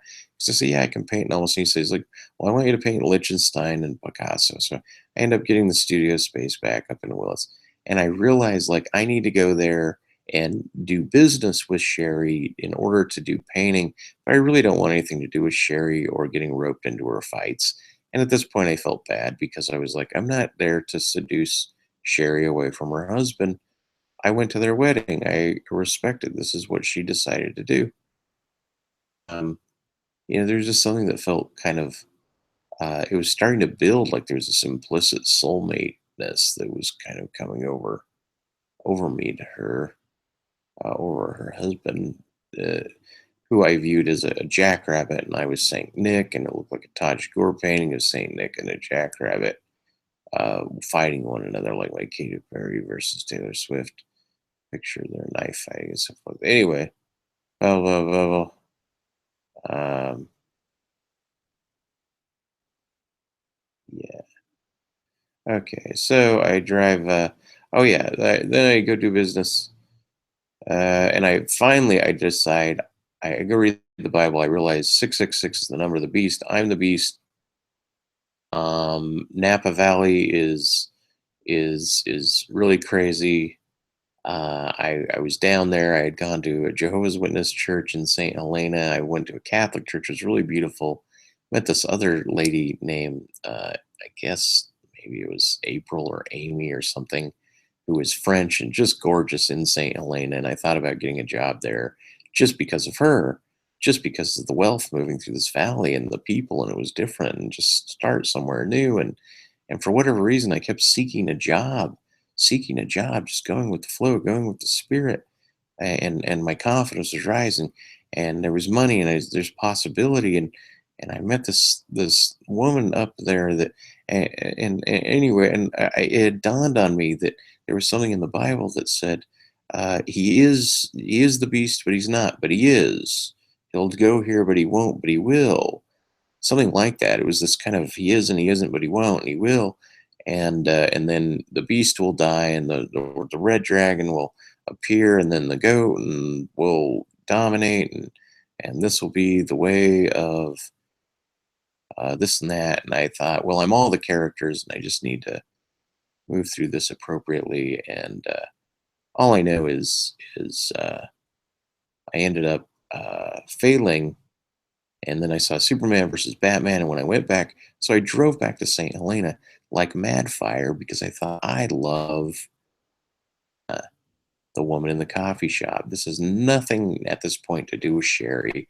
And I raced back all the way back up there at neck break speeds once again, just like a rocket ship, to get back in town. And this time I went into town, and everything was beautiful. And everyone on Facebook, when I got into town, was reporting beautiful things, and the music on the radio was beautiful. And I was so positive because I just felt like I was in love, and I was just going to make everything work in this town, and I was going to find this woman, and this woman sleeping in a tent, and she was my destiny.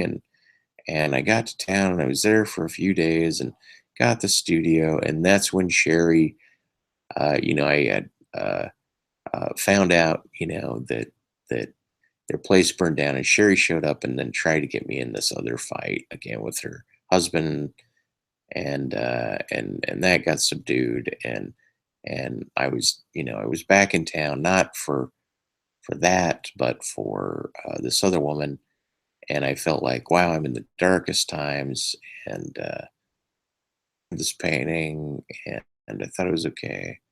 And after a couple of days there, I thought, oh yeah, I'm going to get a pizza job, and going to get to know the town. I'm going to do this and do that. And I end up not being able to participate. Um, and so after, I met this old guy, Al. I was talking to art people. He's like, oh, you should go to a figure drawing class. You need to hang out longer. You can figure this out. Kind of indicating like, slow yourself down. You're bouncing all over like a bunny. Your energy, you're here, you're there. You're not grounding. You need to ground. Things take a while. And I agreed with all this. And then some song came on the rodeo, probably Atlantis Mirrors. It's like, I'm a slut, or I'm a horse, blah, blah, blah, blah. And all this matched this lady in Napa Valley after I went to this Jehovah's Witness church. And they're like, you can't praise to gods. Either you're going to praise Satan, or you're going to praise God. And you stay in the commune, and everything's about love. And they tried to stop me. And then I went and sat outside on a rock, and then they closed the gate. And I had to get out of there because something felt like I don't know. Apparently, the Jehovah's Witnesses were having some sort of cover up for sexual abuse at the tie-ins, and one of the guys reminded me of Rex Chaplin. And Rex Chaplin, for as much of a good guy that he was also was very kind of creepy, getting up in my shit. He kind of ruined my relationship. And there was pictures of Noah's Ark, and I thought Noah's Ark is even if I'm a goat, I can get on the ark, right? I just need to find my other goat or whatever. It was just this nonsense association that said, I got to leave this place because you guys are, as much as I think that there's something weird here to communicate with, there was something kind of alien about it. And then when I did leave, there was all these devil things. And this lady down in Napa Valley, I pull over and try to get a realtor card, and she says, "Yeah, go around the corner. That's where I work." And sure enough, I drive around the corner, and her license plate says 666 on it, and her apartment was 66. And this was before. This was on one of my excursions out of Willits before I went back to Willits into St. Helena through Caligusto and Santa Rosa. I eventually did make it to Santa Rosa, and I loved it. I thought these are all great things. These are all great things. And I used to work at Big Daddy's Pizza, and I thought, well, I know how to deliver pizza. I can probably do that. And a lot of it's driving, and to get to know an area, it's great to be a pizza guy. So in all these towns, I kept like, oh yeah, work at these pizza joints, Anyway, and so anyway, I'm babbling. But point though is yeah, I eventually left the town that I thought Willits. So I was going to drop anchor in it and just try to make it happen and hold out and meet this woman and just become something for her, right? Just become for her. And but then when I left and I went back and I was going to drop off the painting to the guy in San Jose, but I didn't. I showed it to him, but I somehow thought that the acrylics were sorry. Anyway, so what ends up happening? What's up happening? What ended up happening is, um, yeah, all these symbol sets start happening, but the veil had dropped at one of these points during one of these fight things where I realized that nothing could harm me. Nothing at all could harm me. That everything was a pushover. Even the police pulling me over, letting me go, me driving, I was free to do anything. I was free to do anything with anyone at any time in any way that I wanted, whether it was sinful or not sinful. There was just this freedom, and that should have extended to. I even thought I might have to get in a knife fight and suffer the damages, or even kill somebody. I thought this is a problem, and it's a psychological problem. It's like a moral boundary that I had put up that was holding me back, and I just felt like I had to escape it. And so eventually I had to leave the town because I was like, Liliana's not going to show up. There's no way to find her, even though the Sal guy's like, you got to be patient and go do some volunteering and really trying to mellow me out. So I wasn't hopping all over, but I left town, went to Santa Cruz, saw saw Sonny again at his house, played basketball with his kids. And then I thought, I gotta go. I just gotta go because this is too much drama, and all my credit cards are locking up. I'm maxing out, spending too much time. I'm not visiting anyone except for Sherry. Like, she's literally the only person that I knew on my whole trip, that I knew of the past. I never met up with anybody. I mean, I talked to John Paul. Anyway, I ended up going to Santa Cruz, and in Santa Cruz, all the numbers shifted. They shifted from 3, 6, and 9s to 7s. They shift to 8s, 7s, 4s. Instead of 9.99 for anything, things were 5.55. Things were cheaper. There was a little circus there. Plus Willits. Willits had the sign from Reno. So if Reno was a small Vegas, then Willits was a small Reno. But it itself was just this dark town. And it was like I was just moving through these sin cities. And I was trying to get out of these sin cities, and I was getting roped into these fighting modes. And here's Santa Cruz, and somehow it was beautiful. And there was this Anna thing, and I was studying dileotheism and aleotheism. And all of a sudden, and there's Lily, my cat, Anna, and Letheism, and I just adored her, and I was rushing towards her, And there's just all these symbol sets that I tried to work out in my head, but I couldn't work out in my head. But they need to be worked out in my head because the universe will kind of give you what you sort of seek, apparently. Anyway, so or that was the old thing. But it just felt like I was commanded in this whirlpool, colliding together to get in these fights that never happened.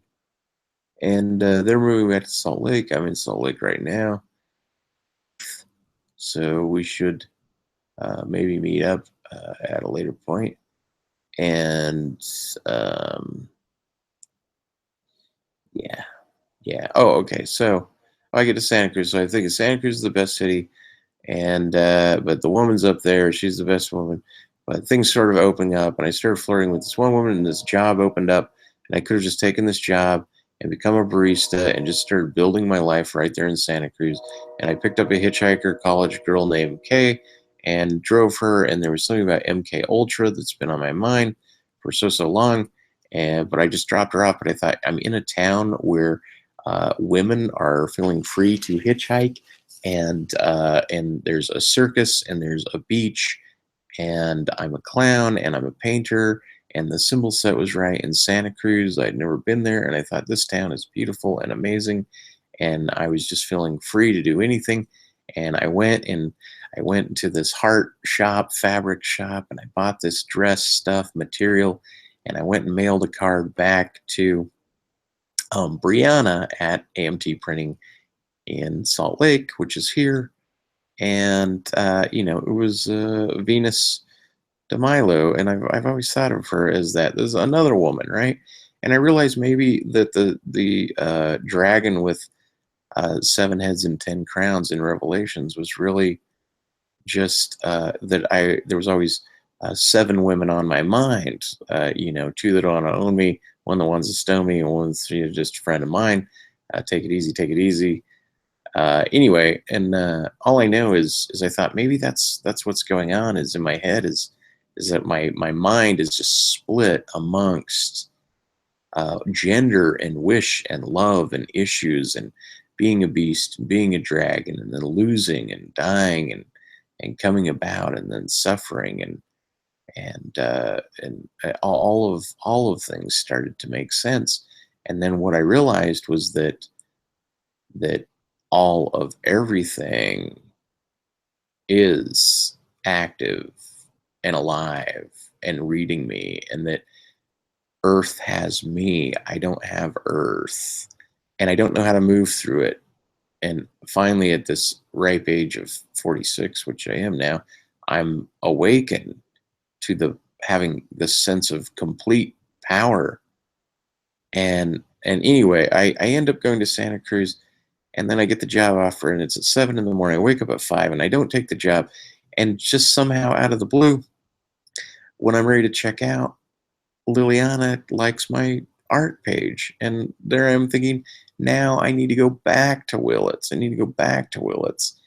And I thought, why is like now it makes sense to go back to Willits because she's there. So I write her a little message like, hey, if I go back to Willits, can we go see Beauty and the Beast? Like I know that I'm just trying to do anything. Can we hang out, right? And I wait an hour, nothing. I slowly drive around. I wait another couple hours, nothing on, no bones being thrown, nothing's being thrown. I send a friend request to her. I write a little another passage to her, like, hey, tell me what's up, da da da. And anyway, nothing. And I'm like, well, I'm not going to go back to Willits, uh, but I wanted to because that's who I was dedicating everything to, and yet were yeah then everything just got this trauma. And but I felt free, and I felt like the most spiritual thing for me to do is of course drive back to this woman, and the most spiritual thing might be to go back and get in this fight with the husband again, and that somehow everything was going to be all right, and this was like perfection.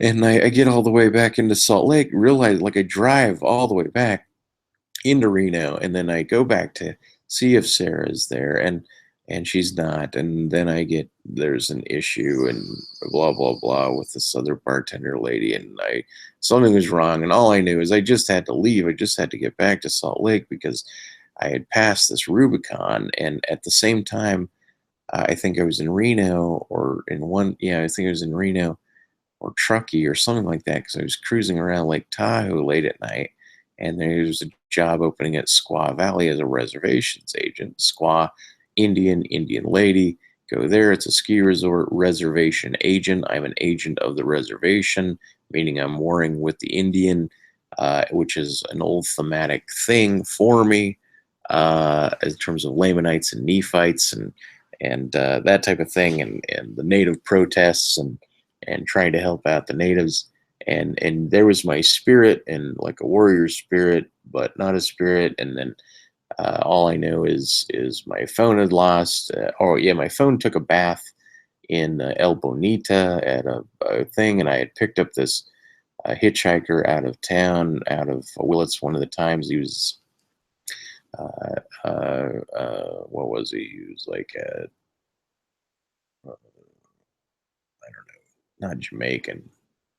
I don't know. He was like a thin Polynesian guy that was also he was Muslim, but he knows Christianity and appreciated it. He was into the Tao. He's into martial arts, and he talked about the Crow and following the Crow, and wanted to see Logan and X-Men and all these things that were building up to the idea that I was in fact a beast and that the beast needed to war and da da da. And I didn't war, and I collapsed and fell flaccid and ended up back in Salt Lake. And even when I landed in Salt Lake, I got my apartment. My roommate had moved out, or not moved out, but took a trip, and she's still on her trip right now.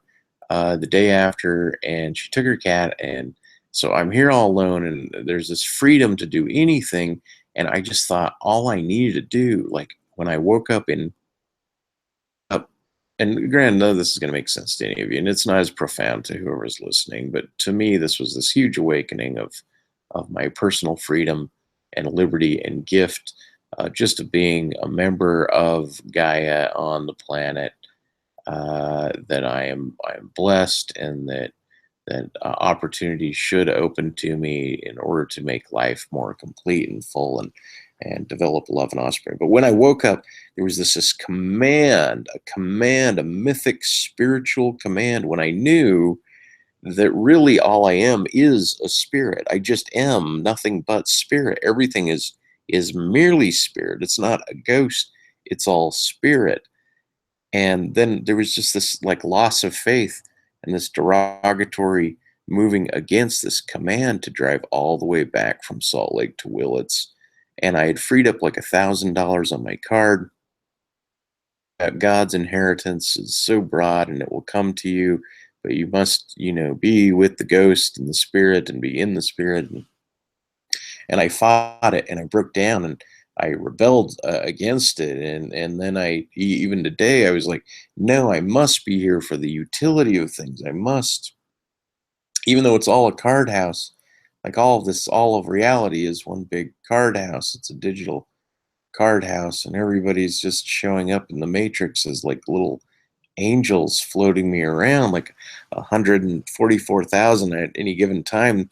Wherever I go, there's 12,000 angels that just float around me, and they watch me, and really I'm on an empty planet, and these are all just spirits that are floating around me in physical form, and they're just appearing and building up towns wherever I go, and that every town is the same, and that I'm safe to go or stay, but I was commanded to go. And anyway, then I came back to South. Then I decided I needed to clear my art out and pack it away. But I had to have some big sell off in the park, so I ended up making like 100 and I don't know, 150, 160 bucks, something like that. But man, when I got back to Salt Lake and I went to the park, it felt great. And then there was some woman from Boston that showed up, and she matched the MK swimsuit, and she had a bear star California shirt on that just said "Freedom to Roam" on it, and I was totally attracted to her, just like every other woman. It's this, and Jimmy shows up. He's like, "Well, that's the thing. You can look, but you can't touch, because you're in the Hotel California, and you can never leave. And but the whole thing is in order to find my soulmate, which I guess might be Sherry, uh, because or it's Lily, but I didn't war for anyone. Apparently, at one point there, I'm supposed to fall into a vortex, and there is supposed to be a battle, and I'm supposed to win the battle. But in this case, I'm in the park, and Jeffrey and Amanda show up and they buy the Utah After Party paint. At this point, I'm like, hey, I'm in a blank canvas. These are all blank canvases. This is just spirit world. Just take the money, have a big sell off, and just move the art and quit frustrating. But then I kept jacking up the prices again to the art instead of just selling it off and trying to pay down my debt and blah blah blah. And I said, I got to store all my art away. I just got to get rid of it. I got to leave it. I got to stop this. And I'd be, are you going to come out in a week? And blah, blah, blah. Anyways, this meeting, once again, these spirits and these women in the park, and it just felt like these passerbyers. But at least there, I'm hugging people that I know. I'm saying hi to them. I'm not intoxicating conversation with Jeffrey about the battle, the mythic battle he went through, and how he had to fight the husband, and he did, and he won, and now he's going out with this woman. And for me, I had failed, and then there was these opportunities lost, and then there's this redemptive $1,000 and a sword I could take or something to basically rid this guy of his marriage to Sherry. But I thought this is a little absurd because these two really do get along and they get along fine together. Even though Michael Stark, the clown guy, he sent me some win photo that said win, Mike win, like win, like beat up this guy, but win also like, when are you gonna do this? But win like be a winner. And then anyway, so now I definitely am babbling. God, this is awful.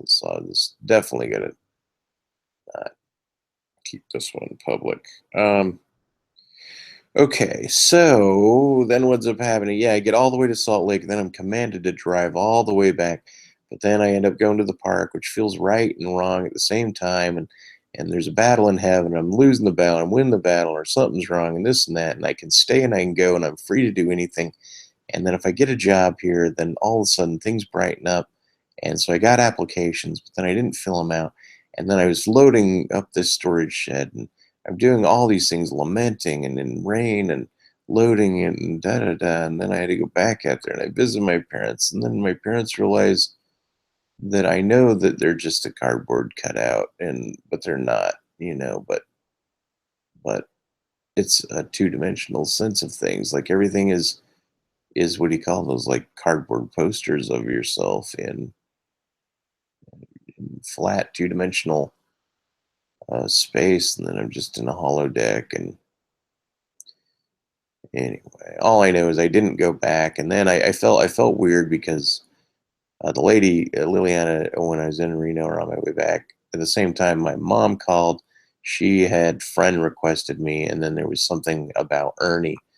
Oh, he's gonna go be an Ernie. I'm an Ernie, meaning I go back and earn my debt instead of using the grace of God to build my life free of debt. Whether I spend a lot and go into debt or not, I need to be able to be free from my debt. And which I never draw the plane, or I don't know what the long term implications of that are. But all I know is denied the gods big time. I didn't take the war big time. I admitted it, I'm admitting it, and so that's it. I'm driving around town today. Got a blackboard.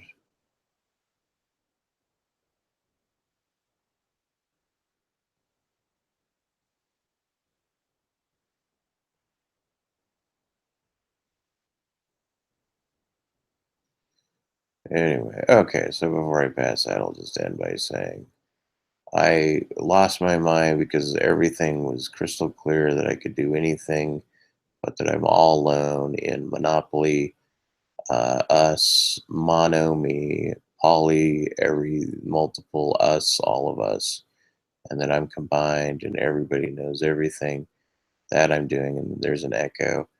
and then I keep saying kind of mean stuff, and I don't mean to say it to certain people, uh, like Jason. Um, but it's as if everyone subconsciously doesn't know what's going on with me, and just I don't know. All I know is the interaction with.